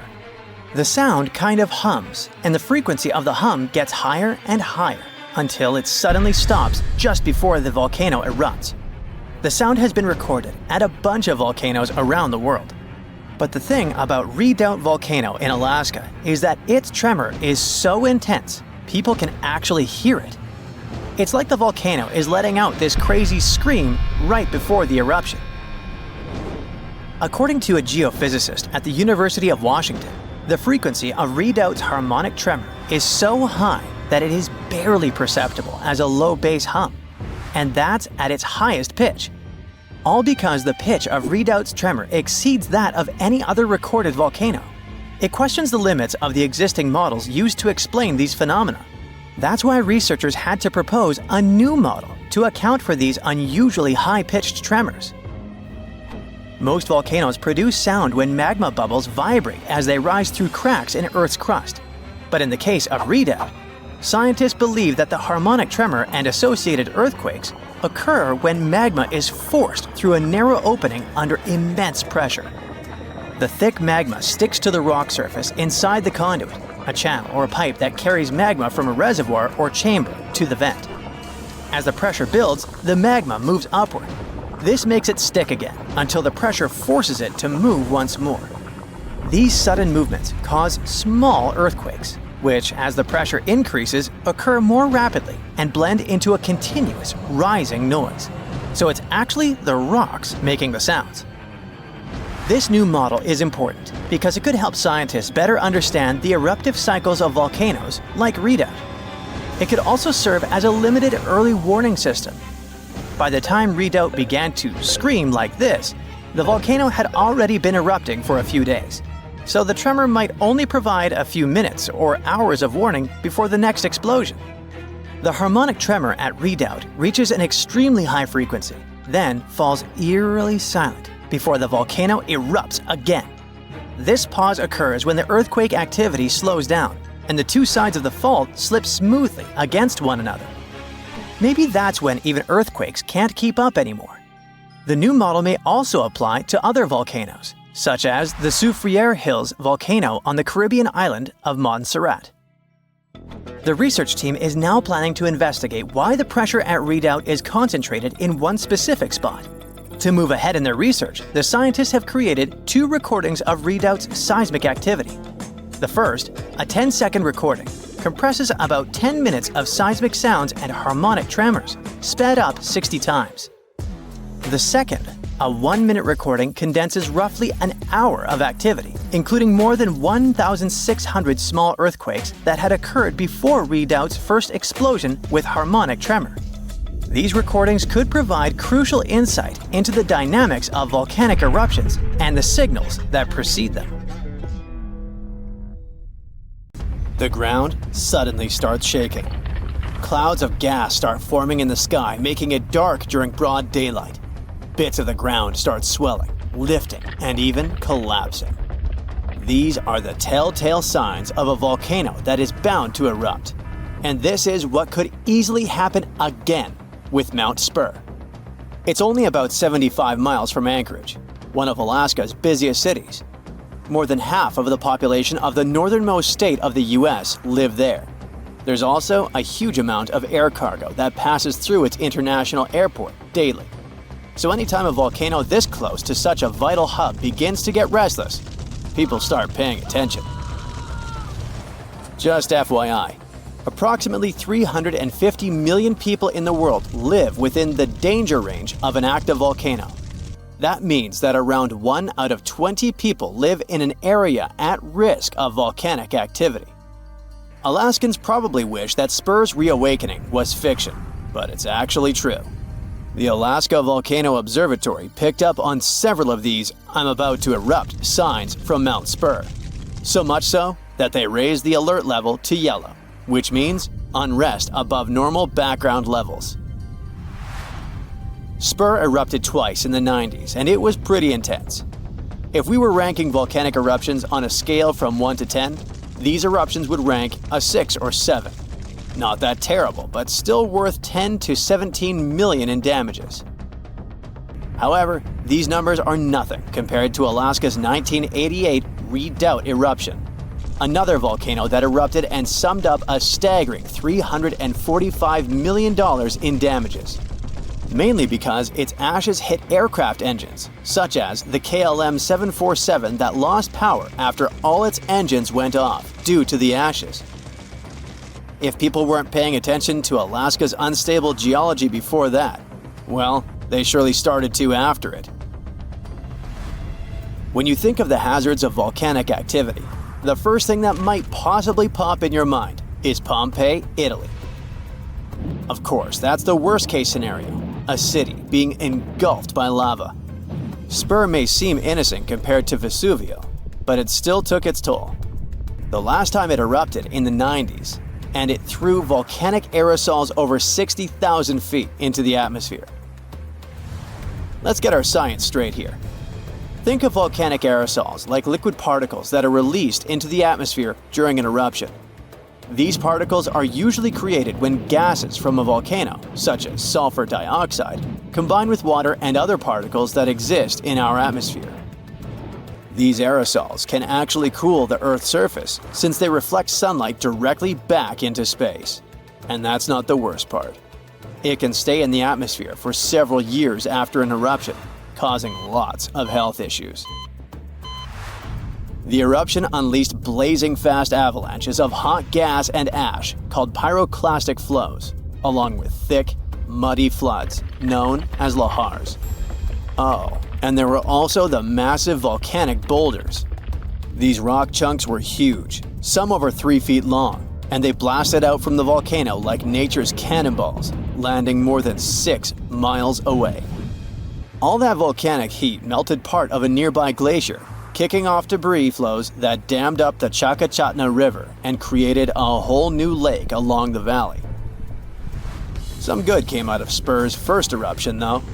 The main lesson was, volcanic monitoring pays off. The local monitoring was able to reduce the economic damage done by the eruption, especially for a city that has an intense air traffic. Spur is deemed as dormant for the moment, but it could go off anytime soon.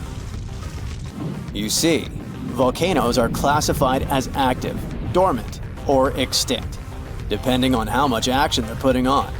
If it's still active, it's still rumbling and erupting somewhat regularly. Dormant means it's had some recent activity, but it's still lying low for now. And extinct, that's when it's been quiet for such a long time that we figure it's done for good. One of the US's most dangerous active volcanoes is Mount St. Helens. This volcano is actually responsible for the most powerful eruption in US history. Its last blast was so intense, it threw off about 1,300 feet off its summit. Basically, the top of the mountain vanished, and if you thought Mount Spur's ash cloud was impressive, St. Helens wins the competition since it launched its ashes 80,000 feet into the sky. Eastern Washington plunged into total darkness. But it wasn't just that. In a matter of 3 minutes, the eruption hurled 3.7 billion cubic yards of blazing rock and dust, enough to fill 1 million Olympic-sized pools across 230 square miles of lush forest. Actually, the earthquakes that anticipated the eruption started weeks before May 18, 1980. A ground shake of magnitude 5.0 went off, triggering a landslide on one side of the volcano. By the end of the official eruption date, 57 people had lost their lives. Nearly 7,000 big game animals like deer and elk were wiped out, and millions of birds laid scattered on the burnt earth. Researchers don't think St. Helens will blow at the same magnitude again anytime soon, but they're keeping an eye on it, because this volcano is not exactly finished. By the way, the word volcano comes from the Roman name Vulcan, which was the Roman deity of fire, and they often happen at the meeting point of tectonic plates, which are the pieces of the Earth's surface that fit together like a jigsaw puzzle. The so-called Ring of Fire, located in the Pacific Ocean, is the world's danger zone when it comes to volcanoes. It contains between 750 and 915 active volcanoes. The largest volcano located in the Ring of Fire, also the largest active volcano in the world, is the Mauna Loa. It's over 13,000 feet high, and it's located in Hawaii. Researchers say that Mauna Loa has been erupting for at least 700,000 years. Its most recent eruption began on the 27th of November 2022, and it lasted until December 13th. It's been quiet since the 80s until it decided to wake up again. Thanks to constant monitoring by the Hawaiian Volcano Observatory, it didn't cause any casualties when it last erupted. Scientists have been investing big time on volcanic monitoring, not only to reduce economic hazards, but also to save lives. The most recent attempt has been to drill into volcanoes. Recently, a group of scientists went all the way to Iceland in one of the world's volcanic hotspots. There are around 33 active volcanoes in Iceland alone, but the one that is the most interesting to them the most is the Krafla volcano. The Krafla has erupted around 30 times in the last 1,000 years, and its most recent eruption was in the mid-1980s. The project, named Krafla Magma Testbed, or KMT for short, is hoping to advance the understanding of how magma behaves underground. The main advantage of this drilling research is predicting the risk of eruptions, but it can also help to push geothermal energy forward. I mean, can you imagine having electricity that is run by the limitless source of volcano power? The KMT team will begin drilling holes deep into volcanic ground in 2027. They're aiming at reaching over a mile into the ground. After all, it's different to monitor lava activity when it's on the surface than when it is still below ground. This will allow researchers to listen to the pulse of the Earth, according to them. They're saying this research is as revolutionary as the first time man went to the moon. Oh, and speaking of that, I was shocked to discover that volcanoes exist all throughout the solar system. Yep, other planets and moons have volcanoes too. The largest volcano in our solar system is Olympus Mons on Mars. It's a shield volcano, much like the ones that make up the Hawaiian Islands. It's about 370 miles wide. If we transported it all the way back to Earth, it would almost occupy all of Poland. Yikes.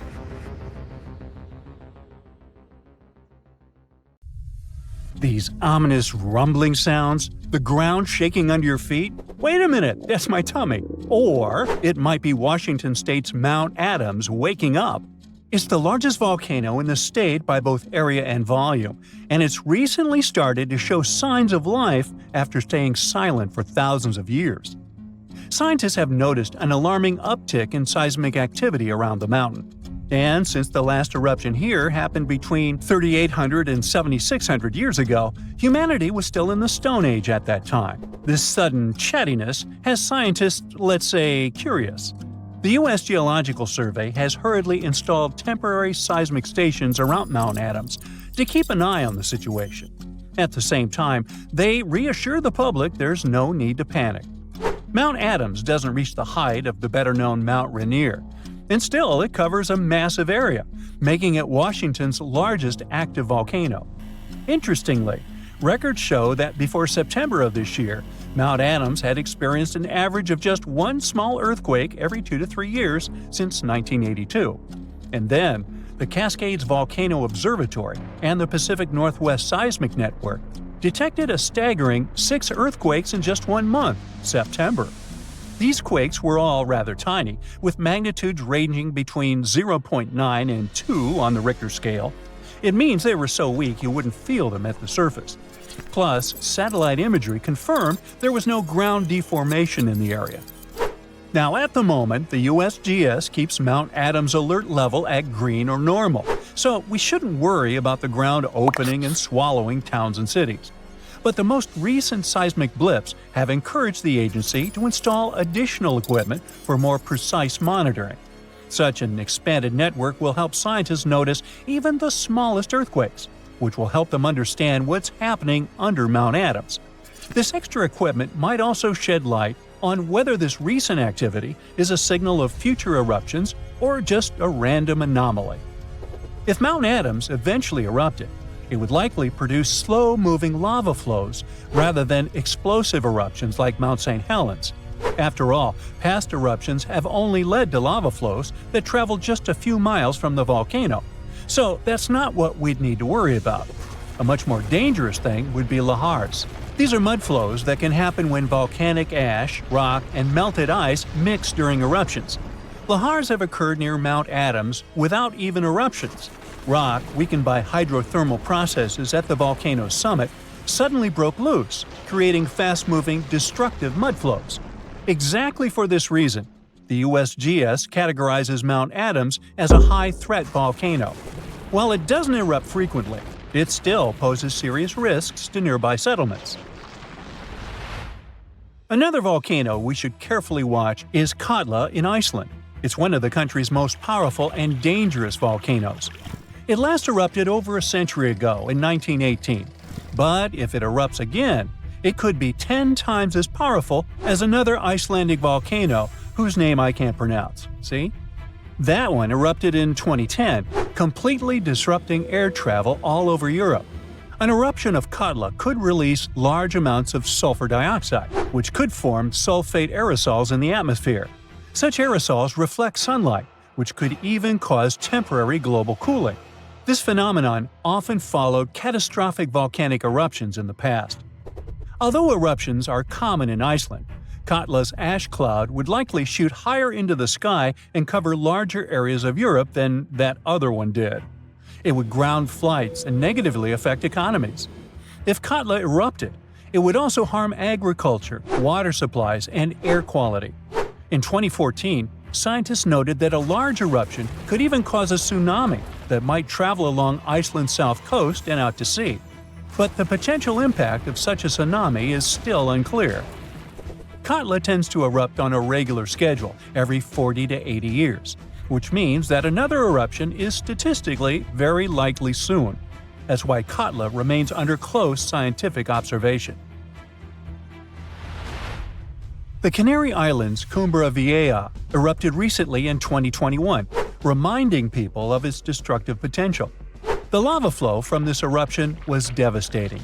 It covered whole neighborhoods and flowed into the ocean, destroying more than 3,000 homes. Thousands of people had to be evacuated. But the craziest thing?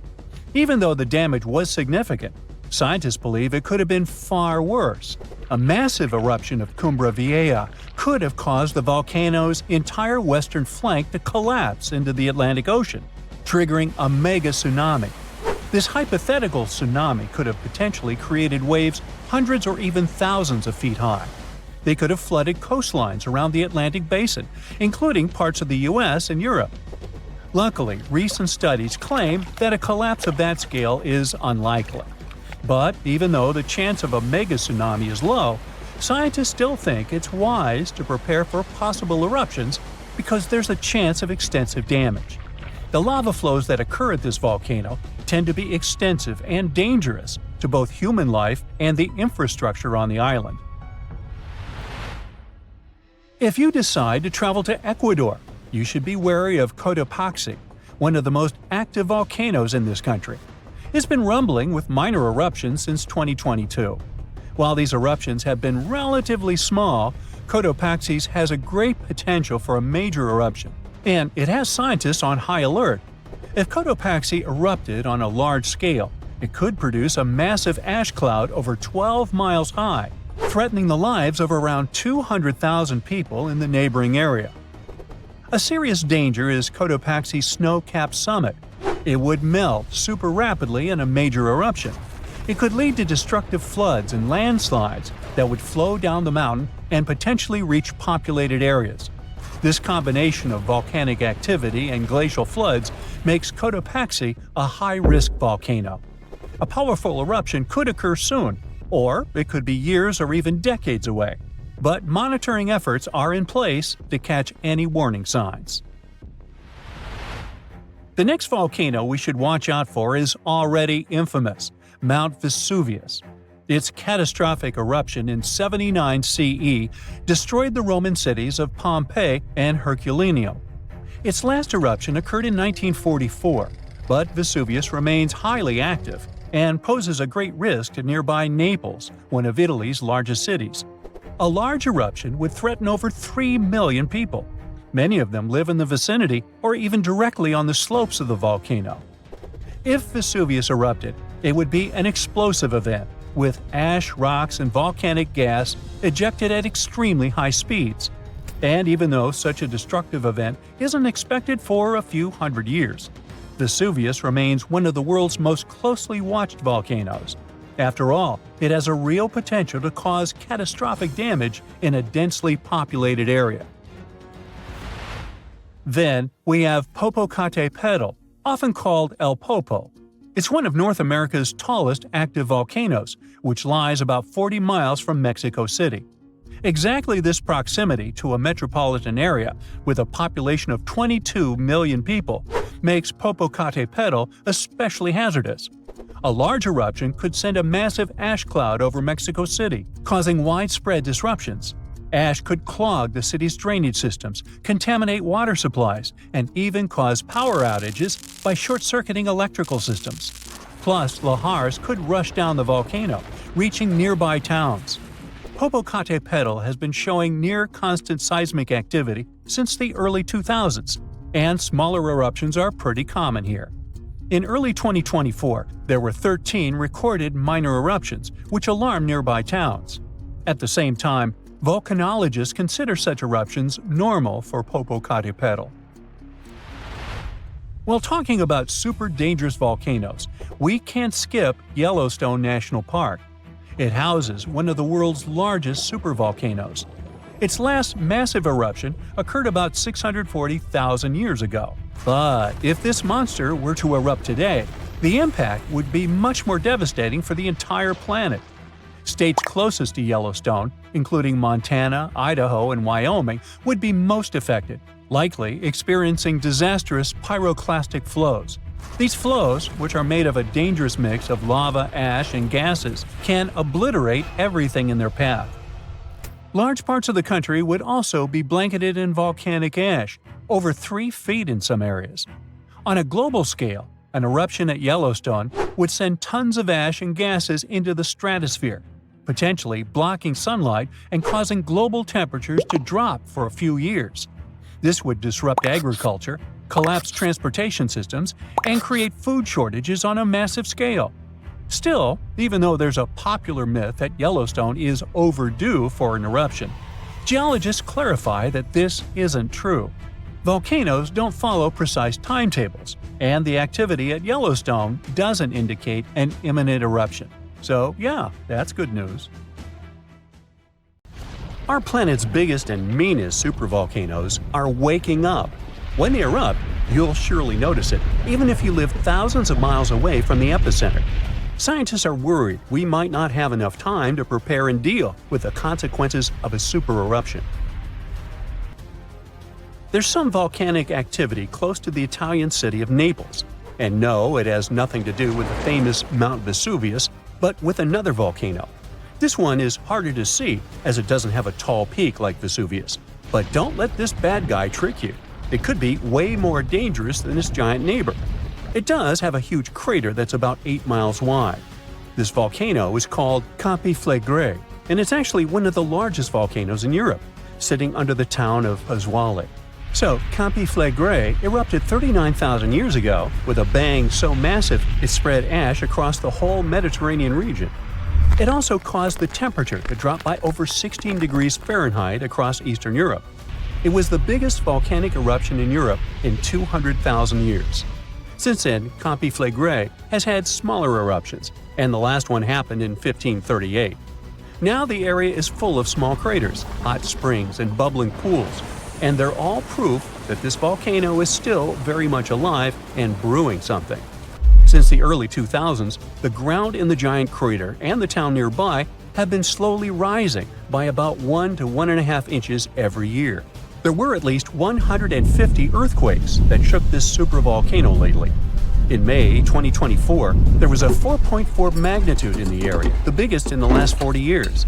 Residents had to leave their homes and camp outside, fearing there would be more earthquakes.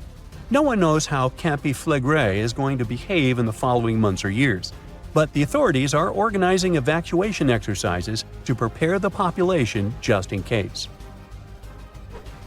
The Italian volcano looks like an innocent kitten compared to the real giants like Yellowstone. For a volcano to deserve the title of a super one, it must be able to produce catastrophic-scale eruptions and eject huge amounts of magma, ash, and volcanic gases. The Yellowstone giant meets these criteria. Even though it moves from time to time, the Yellowstone supervolcano hasn't erupted for 640,000 years. But when it does wake up, it might erupt with incredible power, about the same amount as 10 huge nuclear power stations can produce. Under the ground, beneath Yellowstone, there's a super hot area full of molten rock called magma. As more magma moves into a big space called a magma chamber, the ground above starts to swell or rise. When the magma cools down, the ground falls. Between 2004 and 2009, the ground at Yellowstone rose by almost 10 inches, but then it started to slowly go back down in 2010. Scientists aren't sure if it's going to erupt anytime soon. There's also another big volcano called Long Valley in California that has been active since 1980, and it can be a really big threat. Scientists studying this supervolcano found out that before its biggest eruption, 760,000 years ago, the buildup may have taken less than a year. Now, that's bad news, because a supervolcano eruption can have a huge effect on the world, like the eruption of the Toba volcano in Sumatra around 74,000 years ago. It became the biggest volcanic eruption the Earth had seen in 28 million years. It covered parts of Indonesia, India, and the Indian Ocean with a thick layer of volcanic debris, almost like a 6-inch blanket. The amount of rock it spewed out was like stacking nearly 3 million Empire State Buildings. The giant crater it left behind can still be seen from space. All the ash and gases shot up into the air and blocked some of the sunlight. It caused a volcanic winter that lasted about 6 to 10 years. Some scientists think this eruption might have even affected early humans. Around the time Toba erupted, the human population took a sharp dip, and there were far fewer people. Some say this is why all modern humans come from a small group of survivors. According to the Toba catastrophe theory, most early humans in Europe and Asia didn't survive the cold and harsh climate after the eruption, but a lucky group lived through all that in Africa. Not all scientists agree with this idea, and some archaeological and climate records show a different story. Another volcano that changed the world in a big way was Mount Tambora in 1815. The next year went down in history as the year without a summer. It was cold and rainy, and there was snow and frost even in the middle of summer, especially in Europe and North America. This happened because the volcano sent out a lot of sulfur dioxide into the sky, which spread all over the world and made the planet colder. When Tambora erupted, it caused huge tsunamis that smashed homes and took the lives of around 10,000 people. Afterward, about 80,000 more people passed away because of the consequences the eruption had caused in the world. The cold weather ruined crops, so food became really expensive. And because horses were the main way people traveled, the cost of oats that they ate went way up too. Some people even think this led to the invention of the bicycle in 1817 as a new way to get around. The eruption made the Earth colder for about 3 years. Now, even though the Tambora eruption was so powerful, Krakatoa, another volcano in Indonesia, stole the show when it erupted in 1883. It was just easier to spread information about it through telegrams and photos. Its final blast was the loudest recorded sound in history, and people could hear it on 10% of the entire Earth's surface. The eruption started a tsunami with waves about half as tall as the Statue of Liberty. Now, if we only had 12 months to prepare for a supervolcano eruption, it would be really hard to store enough food and get ready. But don't panic just yet. Supervolcano eruptions are very rare, and the last one happened 26,500 years ago in New Zealand. Scientists think that a super eruption happens once every 100,000 years on average. But the sad part here is that the Earth doesn't follow a perfect timeline. There could be clusters of supereruptions with shorter gaps between them and then longer quiet periods. Since there have already been 2 supereruptions in the last 100,000 years, there's always a chance one could happen again sooner than we expect. Plus, although there are places like Yellowstone and Long Valley where we expect volcanoes to erupt, there are less obvious possible hotspots. In Chile, there's a volcano called Laguna del Maule that has erupted in the past and left behind a huge crater. Over the last 20 years, the ground there has been swelling really fast, rising up to almost 1 foot a year. Some people are worried that this could be a sign of a big eruption coming. But scientists say there's not enough magma yet to cause a supereruption. In Bolivia, the Jutarancu volcano is also acting up. It's part of a group of volcanoes that have caused supereruptions in the past. Since the 1960s, the ground around Jutarancu has been lifting, but the last eruption was 250,000 years ago. Even though the magma might be rising, it's not enough to worry about just yet. The chances of a supereruption happening during our lifetime are 1 in 1,400, which is pretty low, so you don't need to worry too much. But just like someone wins the lottery every week with very small chances, a supereruption could happen sometime in the future, and when it does, we'll need to be prepared. Imagine standing in the middle of Europe 40,000 years ago. The landscape is rough, cold, and unforgiving. Fast food is scarce, and there's no internet. Suddenly, from out of the woods steps a figure, stocky, strong, and with a face that is quite unusual. This human looks similar to us, but something about them is different. Their brow is heavy, their nose is broad, and their body seems to be built to fight nature itself.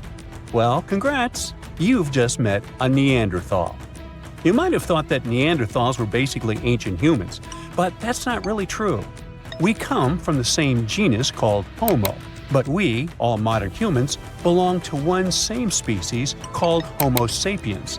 However, there used to be lots of human species before, and Homo neanderthalensis was just one of them. And they actually were kind of cooler than us. So what in the world has happened to them?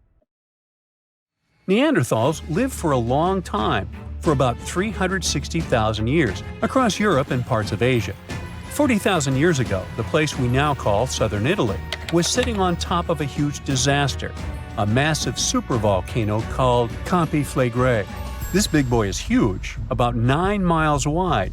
That's about 10 to 20 minutes in a car to get across it all. But there were no cars then, remember?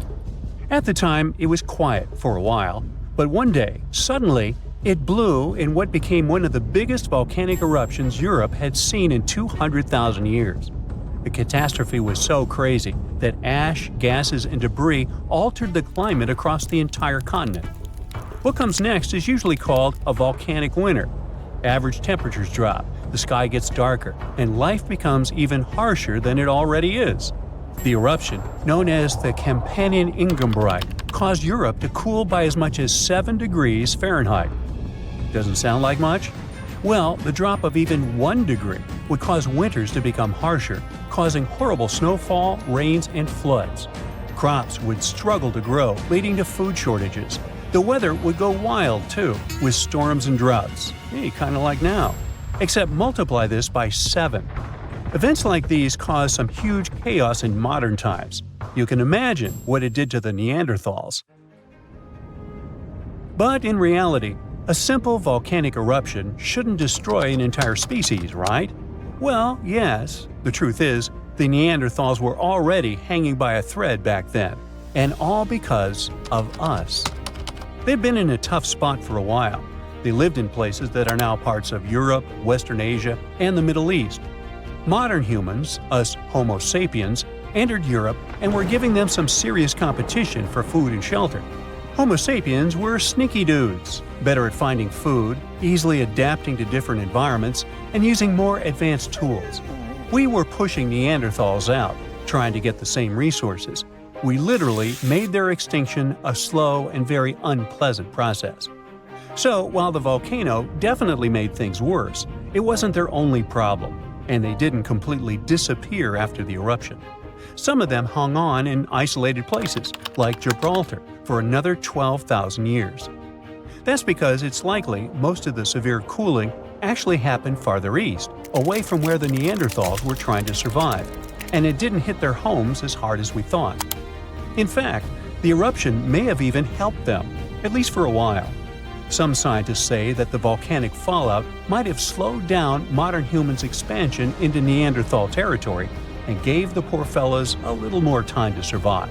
So, the Campiflegrei eruption was a nasty event, but it only delayed the inevitable. Campiflegrei is a wild card. It's also known as the Fields of Fire. The air itself there is thick with legend. The Greeks and Romans believed this volcano was the gateway to the underworld. Even an ancient Roman poet, Virgil, mentioned this in his famous story, the Aeneid. The hero Aeneas must descend into the underworld, and this place is exactly where he starts. Back in the day, this landscape was full of Roman villas, spas, and fish ponds. The elite had the time of their lives there. What they didn't know, though, was that they were standing on treacherous ground that could go crazy at any moment. The Campiflegrei is not your typical volcano. You'd imagine a single towering peak, but the landscape looks deceivingly calm, with small features popping up here and there. But if you flew above it, the sight would be insane. A gigantic circular basin, peppered with volcanic cones and craters, like scars from the Earth's violent past. The danger here lies in its subtlety. The ground beneath your feet is constantly shifting, even when you don't notice it. Every so often, the land rises, only to sink again, sometimes by several feet, as magma or gas moves beneath the surface. It's incredibly creepy. The risk is almost invisible. The Campiflegrei is a massive depression formed by two colossal volcanic eruptions. One of them was the one that cooked Neanderthals, and another happened 15,000 years ago. The most famous eruption, though, happened in the 16th century, and it was horrifying. The year was 1538. For years, the people of Paswali had noticed something unsettling. Land that once sat below the waves was slowly rising. What was once the sea had become new ground.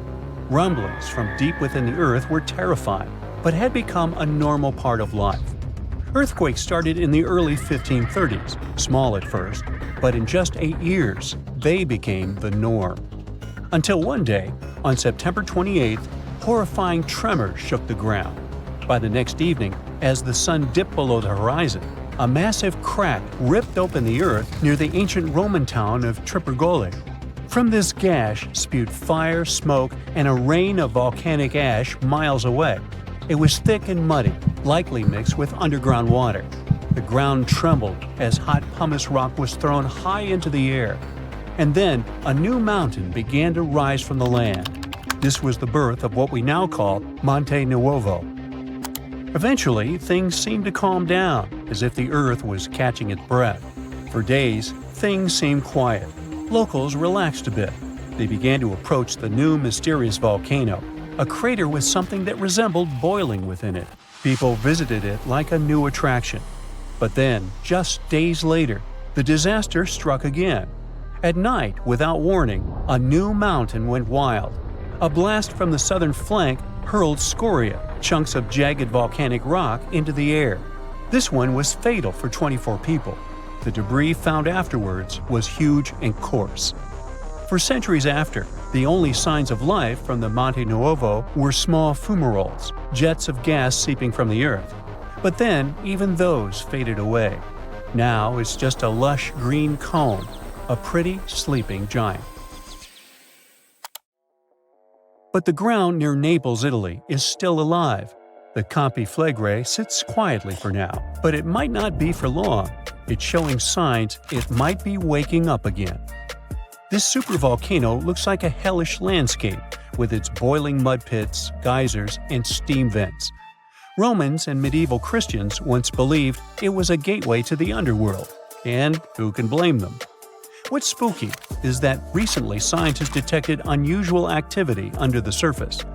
In 2012, Italian authorities raised the alert level on the volcano from green to yellow, meaning that it needs close monitoring. There are certain changes that usually happen before an eruption. The magma below starts releasing gases, which could weaken the rock above, eventually triggering a disaster. Unfortunately, no one can predict exactly when or if it will erupt. But if it does, the consequences could range from a minor inconvenience for locals to a global catastrophe. Its last tiny eruption happened in the 16th century, and it wasn't too bad.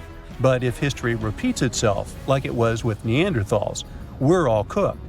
An eruption like that could lead to global cooling, crop failures, and widespread famine. Right now, a group of scientists is trying to get a clearer picture of what's happening beneath the surface. The Flegray Deep Drilling Project is working to drill a 10,000-foot borehole, hoping to check out the magma chamber up close. But at least for now, the supervolcano remains quiet, and let's hope it stays that way. The story of Pompeii is complete chaos as is, but to add a little fuel to this fire, we dug up some groundbreaking facts, and I mean that quite literally. Hear me out. What if it wasn't the scorching sea of lava that destroyed the city of Pompeii, but rather an earthquake that happened during the volcano's eruption? Rewind to over 2,000 years ago. The year is 79 BCE. It was around 1 o'clock in the afternoon when Mount Vesuvius decided to erupt. Pompeians were going on with their normal daily routines when lava started taking over. The flow of lava was so quick that most people didn't have anywhere to run. The disaster took the lives of around 2,000 people. The lava covered most of the city, which then turned everything to ashes. Pompeii was only discovered during the 16th century of our Common Era, when an architect commended a dig to divert a river. It's a very well-studied site nowadays, but something unusual recently caught the researchers' attention. Scientists were excavating a site called the House of Painters at work. They were examining a couple of skeletons when they saw something weird. The skeletons probably belonged to two men around the age of 50. The analysis showed these men had survived the first surge of lava in the city. But they didn't make it out due to this second unexpected part, the earthquake. The men probably took shelter at the House of Painters at work, but the walls crumbled down when the earthquake hit. The men were found in a protective posture, like they were trying to shield themselves from something that was going to fall above their heads. Plus, these skeletons were not found under the layer of volcanic ash, but on top of it, proving that they really did survive Vesuvius's sea of lava. It turns out this is not as rare as it seems. A volcanologist explained that the seismic activity during the eruption really made things worse in Pompeii. He said that this seismic chaos probably influenced the desperate choices of a lot of Pompeians in their final moments. This is not the first time the world heard of a possible earthquake in Pompeii. A guy named Pliny the Younger, who escaped the disaster and witnessed the whole thing, beat these scientists to it in his famous letters. Pliny the Younger was a lawyer and an important person back in ancient Rome. He was an eyewitness to the whole Pompeii disaster, and he wrote in one of his letters that the eruption was followed by a trembling of the earth. Researchers do agree that something never added up. Pompeii is known to have really well-preserved skeletons since the ashes kind of played an important role in preserving them. But the buildings were in horrible shape, making it hard to reconstruct the entire city as it once was. Pompeii was indeed one of a kind. It was one of the most vibrant and lively cities of the ancient Roman Empire. The city was huge. It could have been home to as many as 30,000 people in its heyday. The House of Faun, for example, was a clear example of how rich Romans lived their lives in Pompeii. It was a huge house that even had 2 gardens inside, taking up the entire block. They looked like they were made of white marble, but it was actually painted stucco. It was clear to researchers that only aristocrats lived there. Then there was this famous forum. This is where most of the administrative part of the city life happened. It was made up of a lot of different buildings, like the Basilica, a hotspot for political and civil meetings, the Macellum, which was a market, and several temples. If we were visiting this back in the day, we'd see a bunch of men dressed in tunics. A few select ones would wear togas, those heavy white pieces of draped cloth that look like bed linen wrapped over the body. Togas were mainly used on special occasions since they were costly, hard to wash, and considered a traditional costume. Representatives running for office would use it during their campaign run so that commoners would identify them as candidates. One can't forget about the Villa of the Mysteries. Cool name, huh? It was called that way because of some mysterious frescoes found inside of it. Modern-day archaeologists still haven't figured out what the scenes painted are trying to depict. Probably some type of ritual or ceremony. By the way, a villa is simply a large suburban Roman-style house. It's not necessarily a super posh place where the rich and beautiful live. It's usually located on the outskirts of town, near the city's walls. The Villa of the Mysteries one, in particular, was found astoundingly well preserved in modern archaeological excavations. It even had a manufacturing area inside of it, like its own little industry. It was common for richer Romans to own big farmlands, like olive gardens, for example. So they would also build a processing station inside their villas to extract the oil and package the whole thing. The amphitheater was where some of the richer men paid to put on gladiator fights for the rest of the town. It was built around 70 BCE, and it was one of the oldest amphitheaters of the world. It was even older than the Colosseum in Rome. This huge building could fit around 20,000 spectators at once. The seating was arranged by social class, so you could easily spot who was a member of the nobility. And in case you're wondering why it was shaped like a weird egg, it's because that was the shape that allowed for an unobstructed view wherever you were in the crowd. As every other Roman city, Pompeii also had some famous baths. Since not every house had access to plumbing back in the day, most people didn't shower in their homes. That's why so many Romans would use public baths, usually at the end of the day, to clean themselves. But make no mistake, this wasn't just a place for bathing, it was a cultural hotspot. The baths were made up of many different rooms. The first one was like a locker room, where people would keep their clothes and personal belongings. This is where the upper and lower classes mingled together. Someone's class could easily be identified by their clothes and jewelry. The amount of gold and silver worn back in those days is nothing compared to what most people wear today.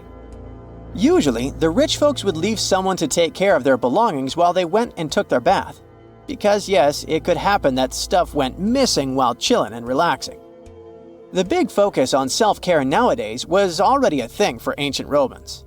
It was common that before taking a bath, olive oil was rubbed all over the skin. They would scrape off the dirty skin with a strigil. That may sound weird, but also extremely pleasing. The baths had rooms for massages. Some of them had reading rooms, and even courtyards for some healthy exercise. Oh, there was even a natatio, or swimming pool if you're not fluent in Latin. After all, it was the Romans that said, "A healthy body is a healthy mind." The bakeries.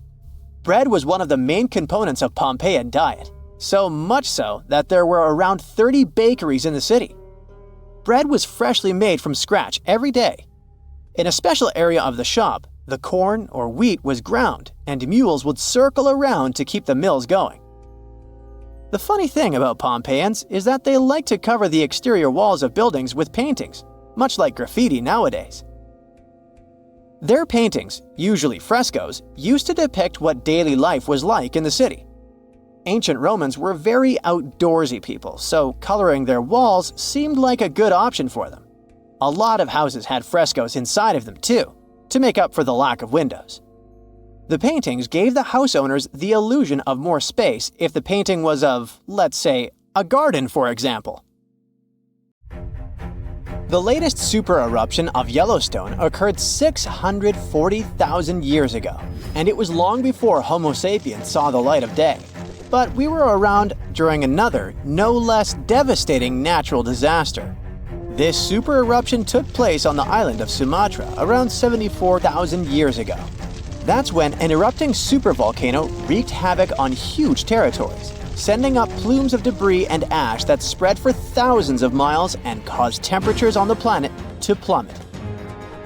The effects of this super eruption were visible as far away as southern Africa. Experts believe they could have impacted early humans there. By the time the volcano erupted, our ancestors had already been using stone tools and had likely known how to produce yarn.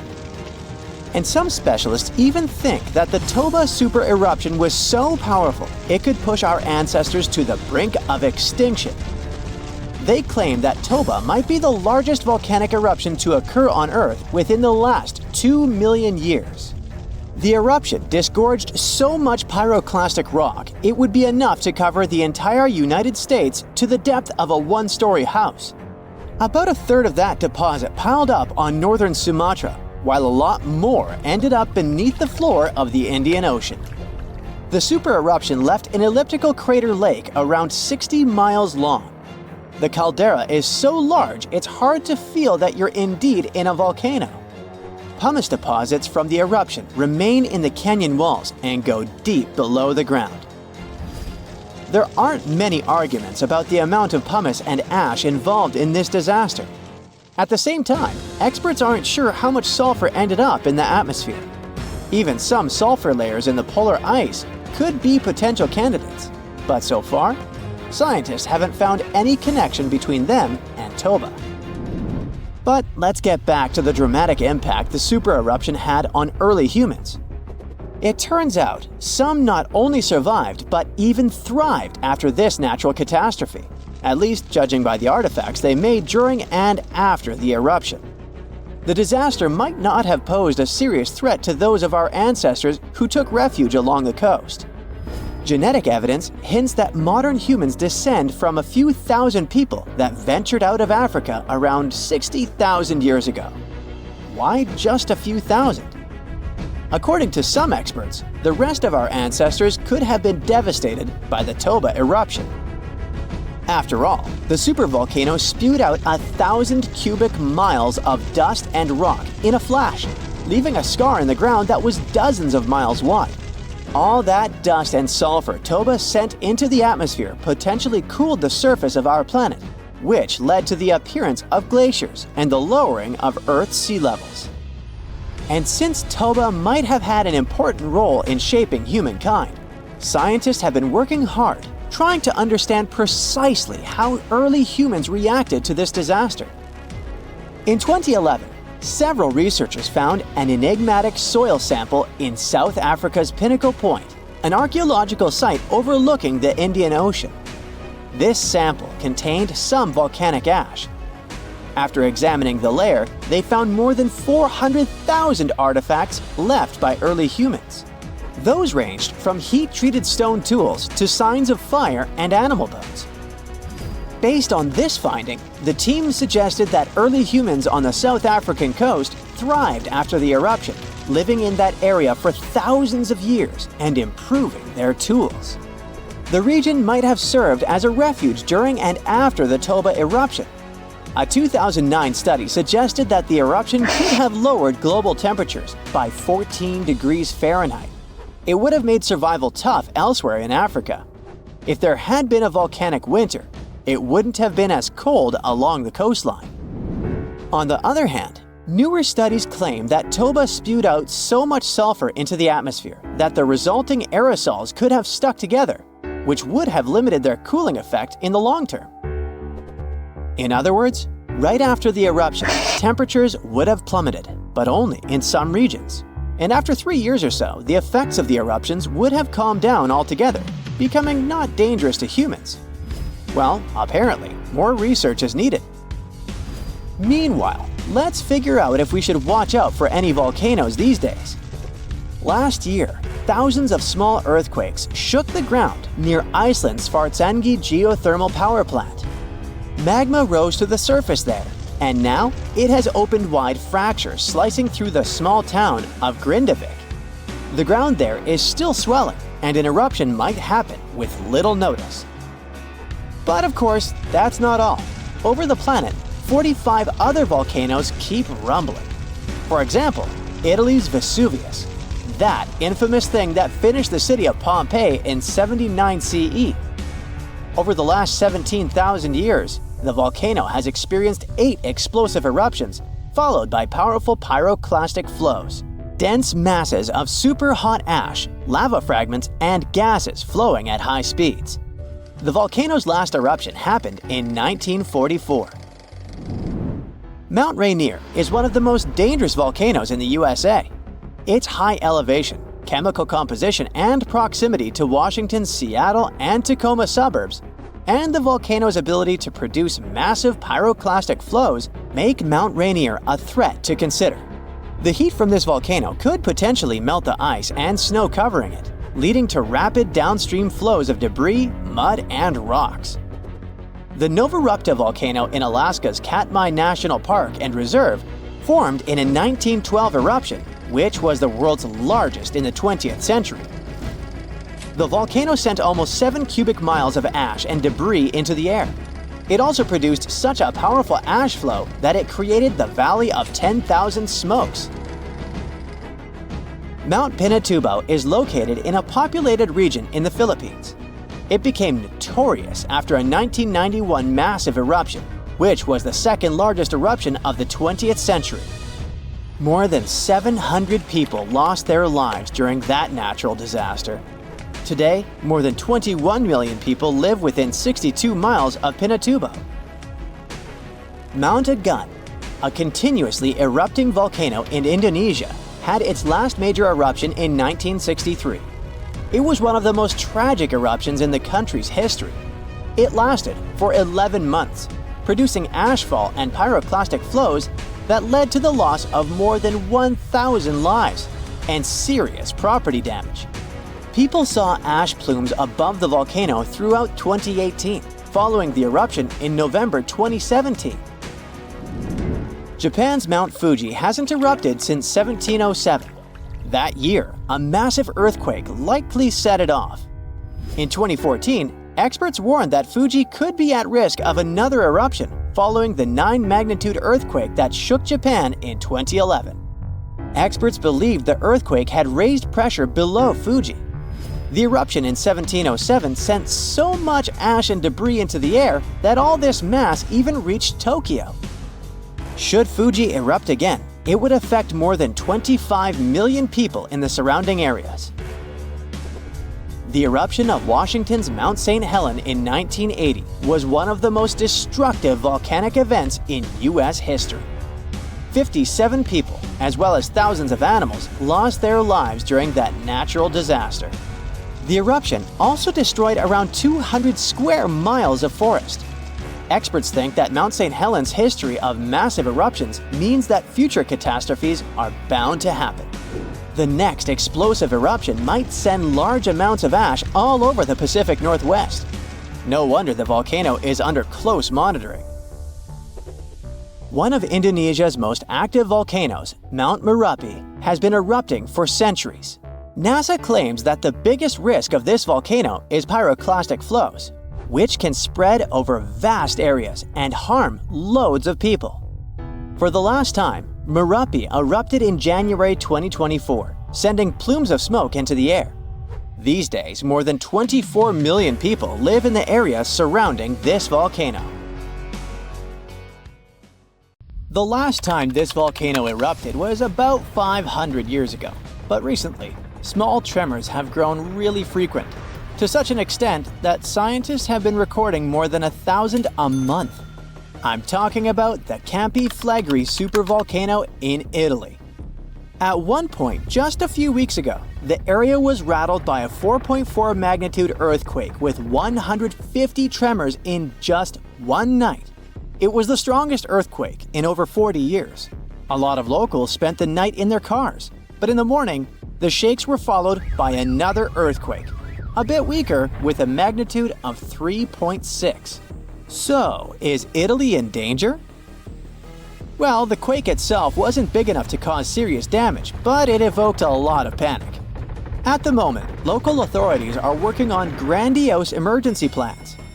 If worse comes to worse, they'll have to evacuate hundreds of thousands of people. One of the reasons is the proximity of this area to Naples with more than 3 million inhabitants. At the moment, they're even considering an option of paying people to leave their homes. Right now, schools remain closed in the Campi Flegrei area. The authorities are allocating more than 500 million euros to ensure the safety of buildings and constructions in the area. a yellow alert is still in place in the region where 80,000 people live. There's the so-called red zone, which is the most dangerous area. There are 1,250 houses in this red zone, and all of them will be at high seismic risk if an eruption begins. Plus, more than twice as many will be at medium risk. Italy is a country prone to seismic activity, and Pozzuoli is a densely populated area that is located on one of the most dangerous supervolcanoes in Europe. Campi Flegrei has 24 hidden underground craters and dwarfs the better-known Vesuvius. Yes, the very volcano that wiped the ancient Roman city of Pompeii off the face of the earth in 79 CE. This city thrived near the base of Mount Vesuvius at the Bay of Naples. In the time of the early Roman Empire, 20,000 people lived in Pompeii. They were merchants, manufacturers, farmers, and others. The soil in the region was rich and fertile, so there were lots of orchards and vineyards. Strangely, no one knew that this black earth was the legacy of an earlier eruption of Mount Vesuvius. The area was a favorite summer destination for rich Romans. Sadly, at noon on August 24, 79 CE, all this prosperity came to an end. The peak of Mount Vesuvius exploded, sending a 10-mile-high mushroom cloud of ash and pumice into the stratosphere. For the next 12 hours, the eruption was wreaking havoc on the city. Volcanic ash and a hail of pumice stones, some of which were 3 inches in diameter, showered Pompeii. It forced the city's occupants to flee in terror. Around 2,000 people holed up in stone structures and cellars, paralyzed by fear. They hoped to wait out the eruption. Who knows? Maybe if they had decided to leave the city immediately after the beginning of the eruption, they would have had some chances to survive. A westerly wind protected the city from the first stages of the eruption. But soon, a giant cloud of hot ash and gas rushed down the western slope of Vesuvius. It engulfed the city, burning everything in its way. This disastrous cloud was followed by a flood of volcanic mud and rock, which completely buried the city. As if the volcano was making sure no one would survive, a cloud of toxic gas poured onto the city, finishing the lives of a few survivors on August 25th. A flow of rock and ash followed. It collapsed roofs and walls and turned the city into a giant cemetery. When a supervolcano erupts, the consequences are usually catastrophic. Supervolcanoes have at least once had an eruption with a volcanic explosivity index of 8, which is the largest recorded number on the index. Supervolcanoes are often extremely large, with no cone at all. That's because they're typically the remains of gigantic magma chambers that once flared up, leaving behind a caldera. They're usually located over hotspots and appear when huge volumes of magma are trying to escape from deep underground. Eventually, they burst through Earth's surface. Sometimes, all this magma gets stuck, unable to break through the planet's crust. And then, massive pools of pressurized magma gather at a depth of several miles. The pressure keeps growing because more and more magma is trying to get to the surface. At one point, a super eruption goes off. The most recent super eruption happened in New Zealand. Well, when I say recent, I meant around 26,500 years ago. That's when a supervolcano beneath the surface of Lake Taupo spewed into the air more than 300 cubic miles of ash and pumice. Imagine 500,000 Great Pyramids of Giza flying up into the air at the same time. That's how incredibly powerful that eruption was. But the most exciting and confusing thing about the eruption was that the Taupo volcano didn't simply go off like many others. At first, everything was going as usual. Tons and tons of pressurized magma had built up under the surface, and the pressure was getting higher and higher. But after the rock cracked and the first portion of lava rushed out of the crater, something went wrong, and the supervolcano took a break. Only several months later, the disastrous eruption shook the ground. Thousands of tons of lava, rocks, and ash flew high into the atmosphere. The unusual pattern of Taupo still confuses scientists. The Indonesian eruption at Toba caldera 75,000 years ago was the largest eruption in the last 2 million years. Experts estimate that the eruption could have released hundreds of thousands of tons of sulfuric acid, which might have even caused a several-degree cooling of the planet's surface. But nowadays, the impact is hard to detect because of glaciers that covered the ground afterward. There are also several so-called supervolcanoes that haven't lived up to this name yet because they've never produced any super eruptions. For example, in 1883, Indonesian volcano Krakatoa went off. The power of the eruption tore the volcano's walls open, and cold seawater rushed into its molten insides. The difference in temperatures made the volcano blow up with a deafening boom. It was clearly heard 3,000 miles away in Australia. It earned the blast the title of the loudest sound in history. But even though the consequences of this event were truly catastrophic, it still turned out not powerful enough to be called a super eruption. It only had a volcanic explosivity index of 6. Then, there's also Mauna Loa.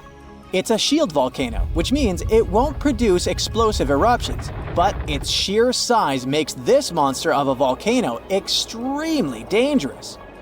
At the moment, the volcano seems to be at peace with its surroundings. Research equipment doesn't show any signs of activity on Mauna Loa, but if Mauna Loa did suddenly erupt, lava flows could reach the ocean and the most populated and touristy places like Captain Cook very fast, in a matter of hours. The last time the volcano erupted, lava got as far as the outskirts of Hilo on the other side of the island. That's where the University of Hawaii is located. Luckily, people had a few weeks' warning to get ready for the disaster. Over its recorded history, Mauna Loa has been erupting pretty regularly, almost every 6 years. On the bright side, big island volcanoes including Mauna Loa aren't really very volatile. That's because they're shield volcanoes. These volcanoes got such a name because they aren't really very high and resemble a warrior's shield placed flat on the ground.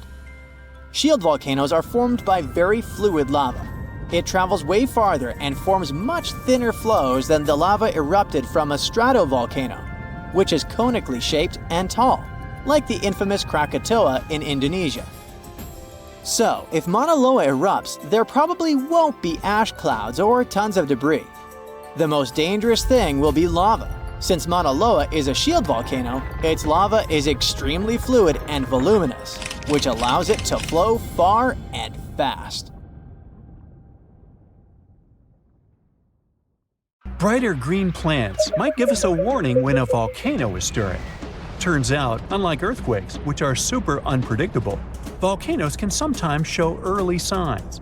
Plants growing around volcanoes look healthier when volcanic activity ramps up because they thrive on increased carbon dioxide levels, a gas that volcanoes emit during eruptions and through underground magma. They also turn browner when the volcanic activity peaks, likely due to harmful gases and heat harming the vegetation. Scientists use satellites to figure this all out. They analyzed satellite data spanning from 1984 to 2022. Future changes might be tracked through satellite imagery as well. Now, this isn't easy to measure directly, especially when volcanoes are tucked away in hard-to-reach, lush areas, such as Taal Volcano in the Philippines and Mount Etna in Italy. This way, plants could give us a heads up about volcanic eruptions years before they happen. With this new weird method, we could save nearby communities by enhancing safety measures, minimizing property damage, and improving evacuation plans. Volcanoes and plants are often tied in mysterious ways. For example, volcanic eruptions in Krakatoa, Indonesia, gave a surprising boost to saguaro cacti in Arizona's Sonora Desert, even though they're thousands of miles away. When the infamous Krakatoa volcano erupted in the 19th century, it sent shockwaves around the world and suddenly helped nurture a generation of saguaros.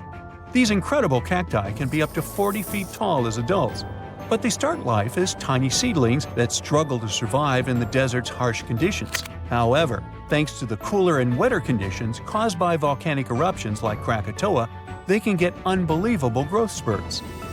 Chillier summers and milder winters that follow such eruptions create perfect conditions for young saguaro, which usually don't make it due to extreme heat and cold. But volcanoes not only influence plants, they're also Earth's jewelry makers. Deep beneath the surface, in the fiery heart of a volcano, conditions are just right to form dazzling gems. When volcanoes erupt, they can bring these treasures up to the surface. One of the most famous gems created by volcanic activity is the diamond.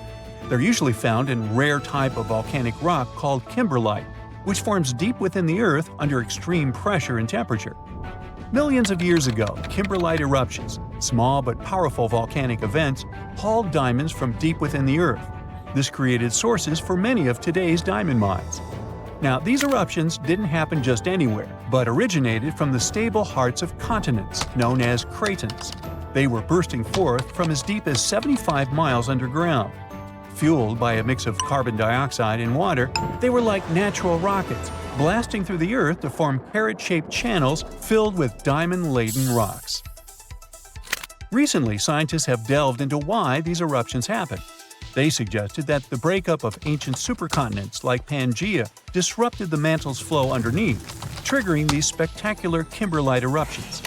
When a volcano that hosts kimberlite erupts, it can propel these precious stones toward the surface, where we eventually find them.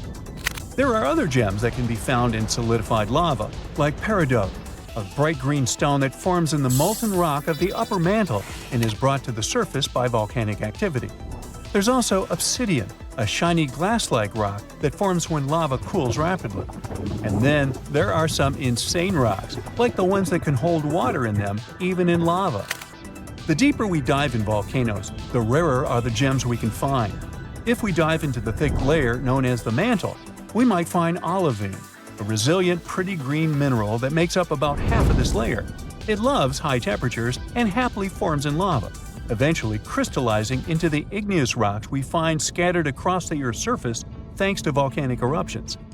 As olivine cools, it starts to crystallize. Sometimes these crystals are tiny, but other times they grow large and can be polished into beautiful gemstones used in jewelry or industrial processes like metal casing. But as we venture deeper, about 250 miles down, olivine undergoes a fascinating transformation. Here we encountered the layer that's called the transition zone. In the transition zone, the pressure is intense and the heat is on the rise. In this place, olivine morphs into exotic materials like wadleysite and ringwoodite. They show a lovely blue-green hue and a glossy sheen. While they're too rare and small for jewelry, they have a unique ability to hold water within their structures, not as droplets, but as hydrogen and oxygen components, making up to 3% of their volume. Later, it turned out that the transition zone is not just a pressure cooker for minerals, it's a giant sponge, holding a vast underground water reservoir. This was a groundbreaking discovery. You get the pun? This hidden water doesn't form an ocean as we know it, but suggests vast amounts of water are stored deep within the Earth. Volcanoes can help us learn more about life not only on our planet, but on others as well. In the fiery heart of Costa Rica's Poas volcano lies Laguna Caliente. This hydrothermal crater lake is among the most brutal environments on Earth. We've got a whole bunch here: scalding temperatures, toxic minerals, and water so acidic it can corrode metal. But despite all that, there's a few tough microorganisms that manage to thrive in these conditions. And this remarkable survival has caught the attention of scientists because it might just hold clues about life on Mars. Scientists are studying these extreme microbes. Turns out they've developed a myriad of genetic adaptations to withstand their harsh surroundings. They have genes that help them process everything, from sulfur and iron to carbon and bioplastic granules. All these things could be crucial in environments as challenging as Mars. NASA's Perseverance rover is currently exploring the crater rim of Jezero crater on Mars. Previously, we looked for Martian life signs in places like old stream beds and river deltas. However, the discovery of Laguna Caliente suggests that we should probably look for life in the remnants of ancient Martian hot springs as well. These spots might have once had the right cocktail of heat, water, and energy sources that are thought to be essential for kickstarting biology. Volcanoes can help planets in many ways, but they can also destroy life. Scientists believe that volcanic activity was one of the main reasons for at least 3 of Earth's 5 mass extinctions. Take the mass extinction of dinosaurs. We're used to blaming it on the Chicxulub meteorite, but there's a chance it could have been caused by volcanoes. The consequences of the eruptions can be horrifying. Mount Tambora, located on the Indonesian island of Sumbawa, erupted in 1815 and was the most powerful eruption ever recorded in history. This massive eruption was so strong it ejected between 8 to 11 cubic miles of material. It was so loud that the sounds of the eruption were heard as far away as Sumatra, over 1,600 miles distant. Before its catastrophic eruption, Tambora had been dormant for centuries, and its magma chamber slowly cooled and crystallized. This process built up immense pressure inside the volcano. It was eventually released in a series of terrifying events starting on April 5, 1815. The climax came on April 10th, when massive plumes of ash and pumice were thrown into the atmosphere. The aftermath of the eruption was dire. Tsunamis devastated the surrounding area. It's estimated that around 4,600 people passed away immediately from the eruption itself, with ash fallouts affecting air quality and water sources across the region. This event came down in history as the year without a summer. This was due to the vast amount of sulfur dioxide Tambora ejected into the stratosphere. It created a veil of aerosols that reflected sunlight and significantly lowered global temperatures. A similar thing happened to our planet 66 million years ago, during the dinosaur extinction. The sky turned black for months. I mean, I wasn't there, but that's what they say. The largest volcanic region on Earth is not in Africa or Japan, but under the ice of Antarctica. Scientists found 138 volcanoes in its western part, and if they decide to go wild, you'll surely notice it. They could melt huge amounts of ice that will move into the ocean, raise its level, and make our planet uninhabitable for humans. But before you pack your things to fly away to another planet, hear me out. Only 2 of the Antarctic volcanoes are officially classified as active now, and it would take a whole series of eruptions, decade after decade, to seriously impact the whole world. Mount Erebus, one of the 2 Antarctic volcanoes currently in action, proudly bears the title of the world's southernmost active one. It has been continuously erupting since at least 1972. It emits plumes of gas and steam and sometimes even spews out rocks, and scientists call it Strombolian eruptions. One of the coolest features is a lava lake in one of its summit craters, with molten material on the surface. Such lakes are rather rare because they need certain conditions to make sure the surface never freezes over. The second active volcano is Deception Island, a horseshoe-shaped landmass. It is the caldera of an active volcano that last erupted over 50 years ago. Scientists who monitor it say it shouldn't go wild anytime soon. Antarctica also has plenty of fumaroles. Those are volcanic vents that release gases and vapors into the air. In the right conditions, they can spew out enough stuff to build fumarolic ice towers up to 10 feet tall. Scientists keep an eye on the Antarctic volcanoes with seismometers that detect when the Earth starts trembling from volcanic activity. Sometimes they also use more complicated tech, but it's all really challenging because of how far away this polar region is and how tricky it is to get there.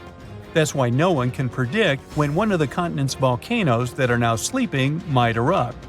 We can guess what this waking up would look like if we analyze the events from nearly 20,000 years ago. So, shall we? One of Antarctica's sleeping volcanoes, Mount Takahe, had a series of eruptions and spewed out a good amount of halogens rich in ozone back then. Some scientists say these events warmed up the southern hemisphere. Glaciers started to melt and help finish the last ice age. For these events to repeat, we'd need a series of eruptions with substances rich in halogens from one or more volcanoes that are now above the ice. It's an unlikely scenario, but since it already happened in the past, it's not completely impossible. As for volcanoes hiding under a thick layer of ice, it looks like their gases would hardly make it to the atmosphere, but they would be strong enough to melt huge caverns in the base of the ice and produce a serious amount of meltwater. The West Antarctic ice sheet is wet and not frozen to its bed, so this meltwater would work as a lubricant and set the overlying ice into motion soon. The volume of water that even a large volcano would generate in this way is nothing compared to the volume of ice beneath it. So, a single eruption wouldn't make a difference. But several volcanoes erupting close to or beneath any of the western Antarctica's big ice streams would.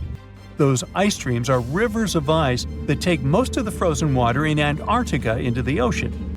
If they change their speed and bring unusual amounts of water into the ocean, its level will rise. As the ice would get thinner and thinner, there would be more and more new eruptions. Scientists call it a runaway effect. Something like that happened in Iceland. The number of volcanic eruptions went up when glaciers started to recede at the end of the last ice age. So, it looks like, for massive changes, several powerful volcanoes above the ice with gases full of halogens need to get active within a few decades of each other and stay strong over many tens to hundreds of years. Antarctica stores around 80% of all the fresh water in the world, and if they melted all of it, global sea levels would rise by almost 200 feet. And then we'd have to look for a new planet to live on. But this again is an unlikely scenario.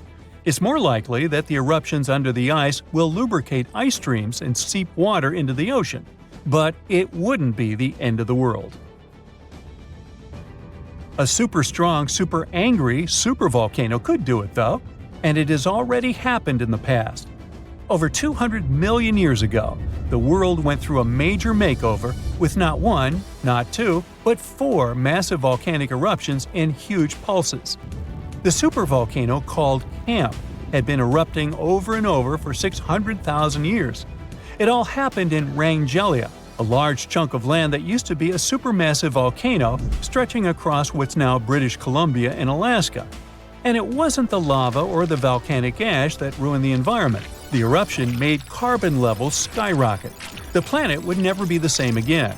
This volcanic activity might have helped dinosaurs grow from cat-sized critters into giants we saw in Jurassic Park.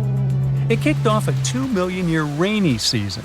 It made the whole world hot and humid, and the dinos just loved it. Researchers dug deep into sediment layers beneath an ancient lake in Asia to uncover these secrets. They found traces of volcanic ash and mercury, clear signs of those epic eruptions. There were carbon signatures showing huge spikes in carbon dioxide levels. It made the atmosphere toasty, and the rain poured down. So the bad news is, another eruption like this could happen. The supervolcano beneath Yellowstone National Park has been sleeping for nearly 70,000 years. But if it wakes up, it would be many times more catastrophic than the eruption of Mount St. Helens in 1980. It's considered the most disastrous volcanic eruption in U.S. history. It followed 2 months of earthquakes and injection of magma below the volcano that weakened and destroyed the entire north face of the mountain. The eruption column went 80,000 feet into the atmosphere and spread ash over 11 U.S. states and several Canadian provinces. The last Yellowstone eruption was 1,000 times greater than that. The ground above Yellowstone sits on a hot spot made of molten and semi-molten rock called magma. This magma stuff flows into a chamber beneath the park, about 4 to 6 miles down, making the ground puff up like a balloon. But then, as it cools down, the ground goes back to its usual state. Volcano watchers have been keeping an eye on this for a century. They noticed the ground lift up about 10 inches around 20 years ago, but since 2010, it's been going back down. The experts say we have no big eruptions on the horizon, so doomsday isn't coming anytime soon. But there's some underground activity going on lately which keeps us interested. Since humans haven't been around to witness every little thing Yellowstone does, it's kind of tough to say for sure what's brewing down there. Yellowstone has had some epic eruptions within the last couple million years. They happen like clockwork, with gaps of 600,000 to 800,000 years between them. The last big one was around 640,000 years ago, and it basically reshaped the entire landscape, spreading ash and debris as far as Louisiana. You can still see the aftermath of the last big eruption in the Yellowstone caldera today. Experts say a massive eruption like the last one is an unlikely scenario. We're more likely to see eruptions of steam and hot water or lava flows.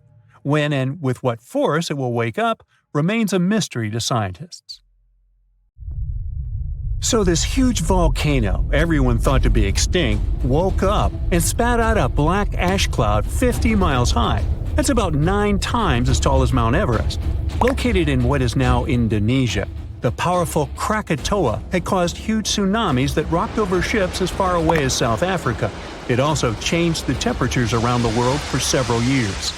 The volcanic island of Krakatoa in the Sunda Strait was likely born thanks to another major eruption several centuries ago. It hadn't erupted for at least 200 years before 1883. So the first tremors and blasts in May of that year came as a total shock to people living nearby. Then ships sailing through the busy water passage started reporting clouds of ash above the volcano. It went quiet again for a while, but they could still see ash above it. The eruption culminated at the end of August. It was so powerful that it shattered the island into fragments. Witnesses heard the sound produced by it in Australia, around 3,000 miles away. They describe the noise as the roar of heavy cannons. Some say it was the loudest sound ever heard. During the next 5 days, the pressure wave from the eruption traveled around the globe 3.5 times and was seen on barographs on different continents. Hot avalanches of ash spread down the volcano as far as 25 miles away at crazy speeds. They ruined the surrounding islands and took 36,000 lives.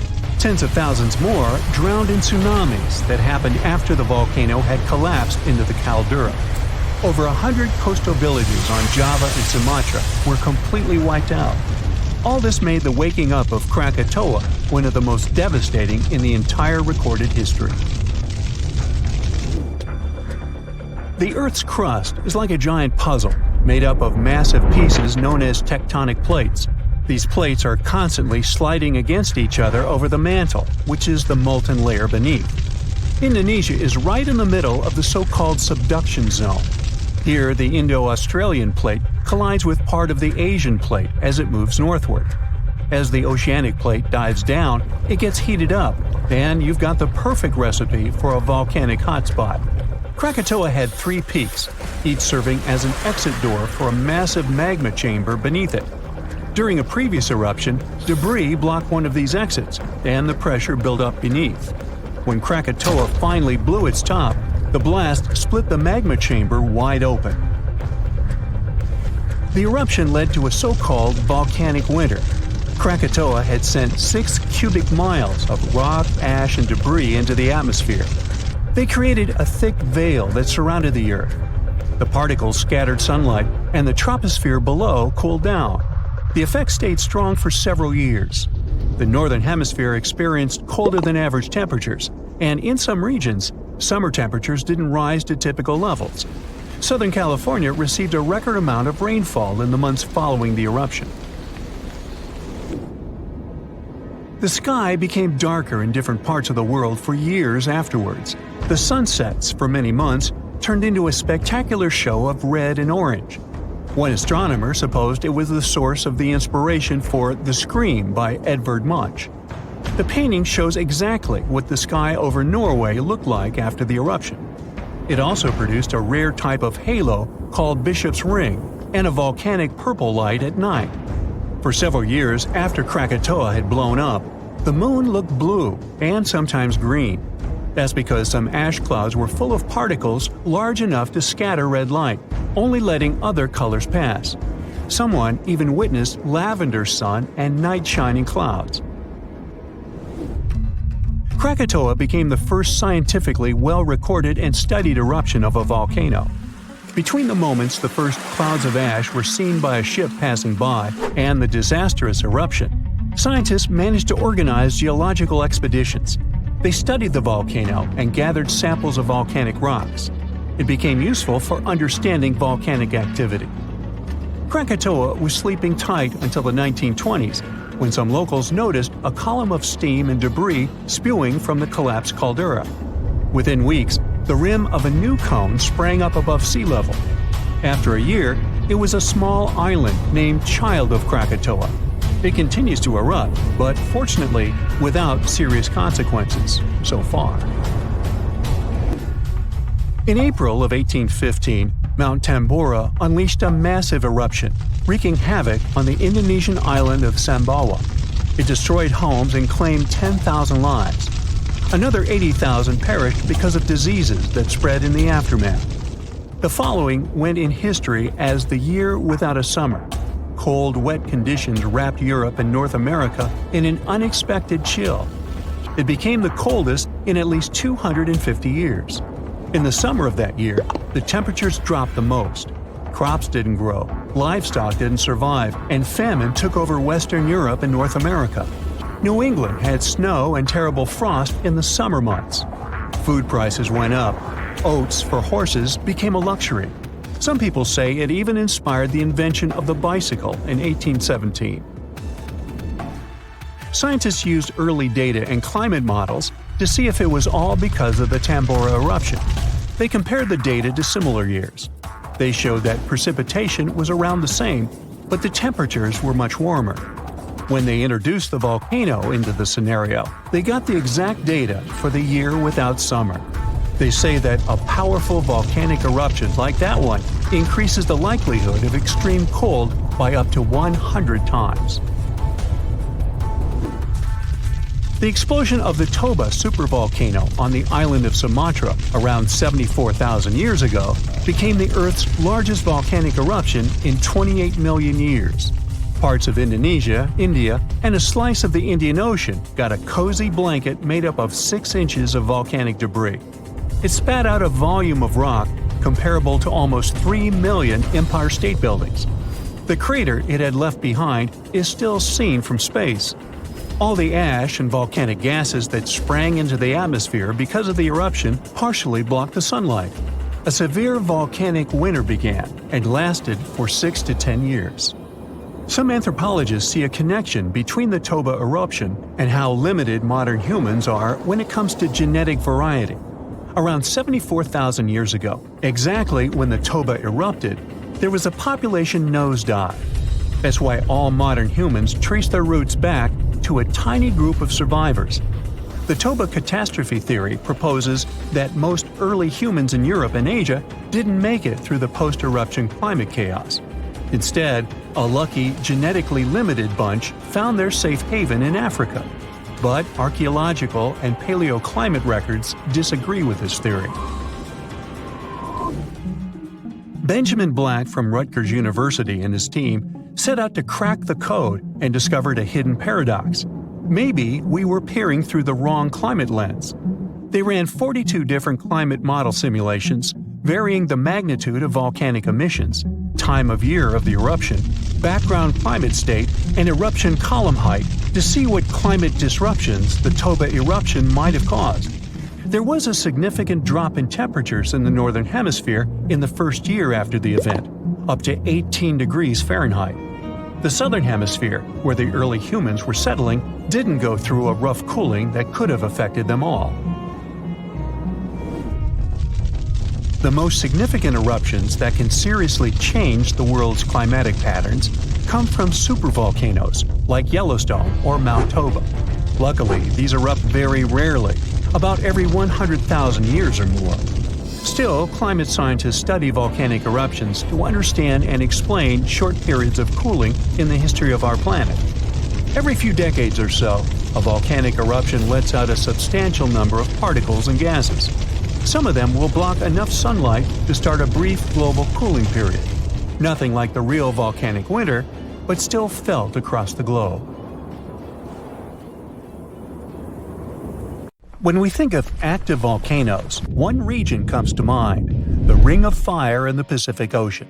3/4 of Earth's volcanoes sit within this belt. Compare the area to Australia, which doesn't have any volcanic activity. The old continent of Europe is also calm, or at least we like to think so. Can you guess what the most active volcano in Europe is? If you thought of Mount Etna on the island of Sicily in Italy, you were right. The volcano has erupted about 200 times and has been far from sleeping in recent decades. The last time this happened was in August 2023. The highest mountain in the Mediterranean is 500 million years old. But in Iceland, there is a much younger volcano. It sprang into action on the 10th of July 2023.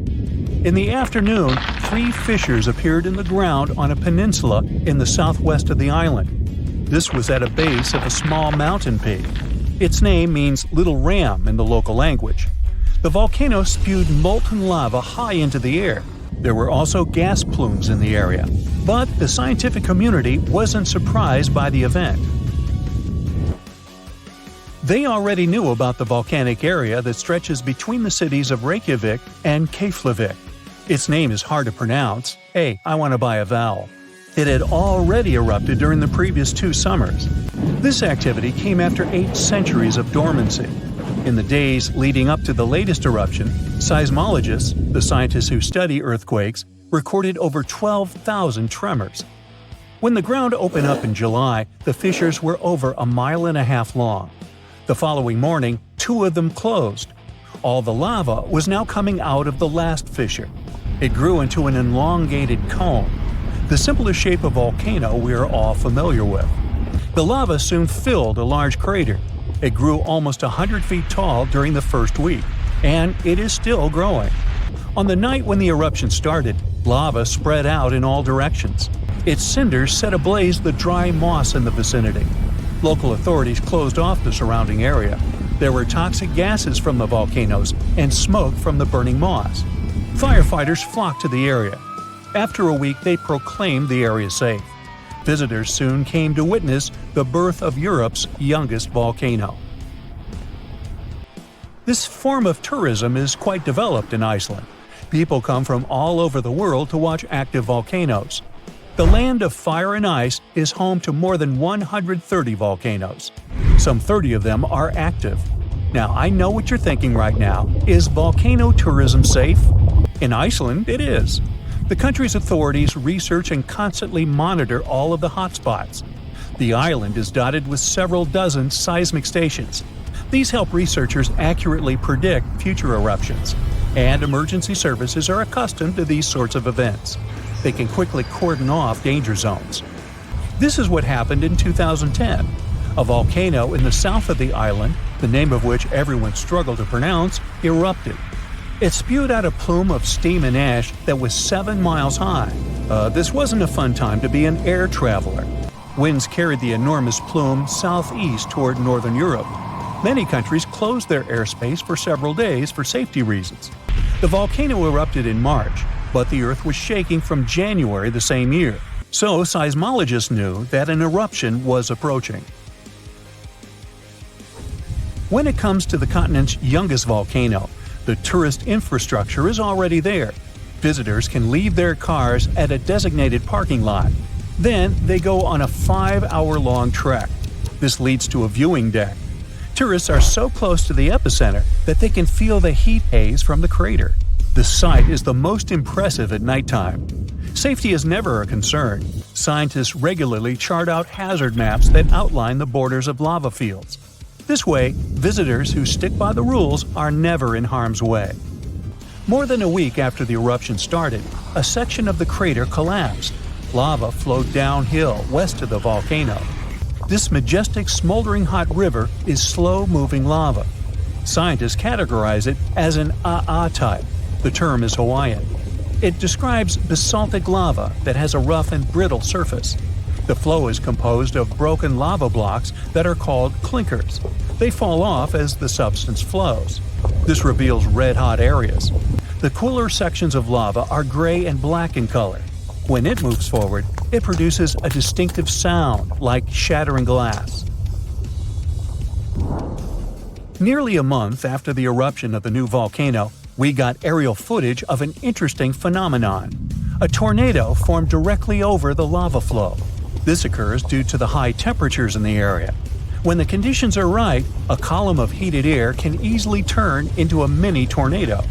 Scientists observed a similar event happen during the 2018 eruption of Mount Kilauea in Hawaii. The lava fields of Europe's second-largest island tell the story of the creation of Iceland. It sits above the place where the North American and Eurasian plates meet each other. Tectonic plates are huge, rocky chunks of Earth's most outer layer. There are roughly 20 of them. They rest on a partially molten layer of rock. All the lava we see on the surface starts its journey here. You could say that these plates float on molten rock. Their boundaries are unstable. So, when two plates grind past each other, they release tremendous amounts of energy. The formation of volcanoes is one result. These are places where the molten rock travels upward to the surface. Iceland began to form some 60 million years ago. The tectonic plates under the ocean drifted apart. Enough lava piled up on the surface to create solid ground. This ancient rock is under the waves today. As new lava reaches the surface and cools down, it pushes the old rock away from the center of the island.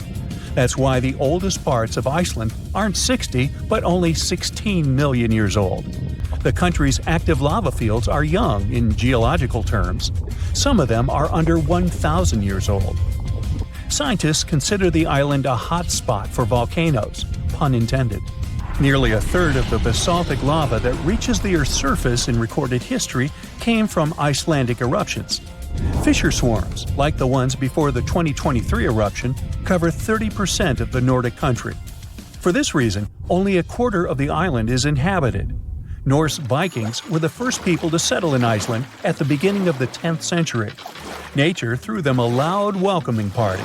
Just a few years after their arrival, they witnessed one of the greatest volcanic eruptions in history. Vikings came from a region without volcanoes, so they had no clue as to what was going on.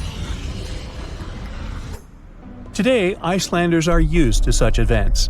This is good because their homeland is entering a new era of volcanic activity.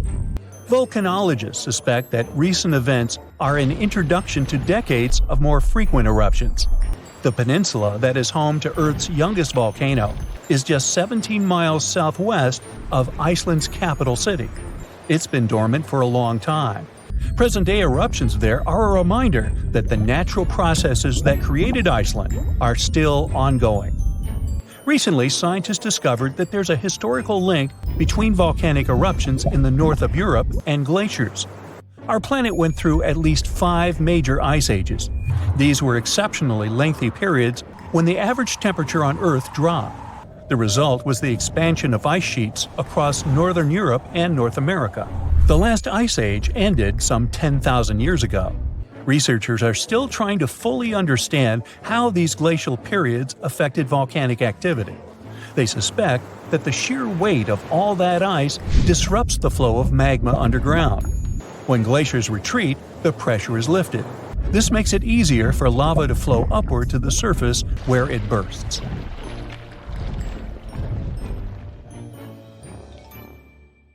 That's it for today. So hey, if you pacified your curiosity, then give the video a like and share it with your friends. Or if you want more, just click on these videos and stay on the bright side.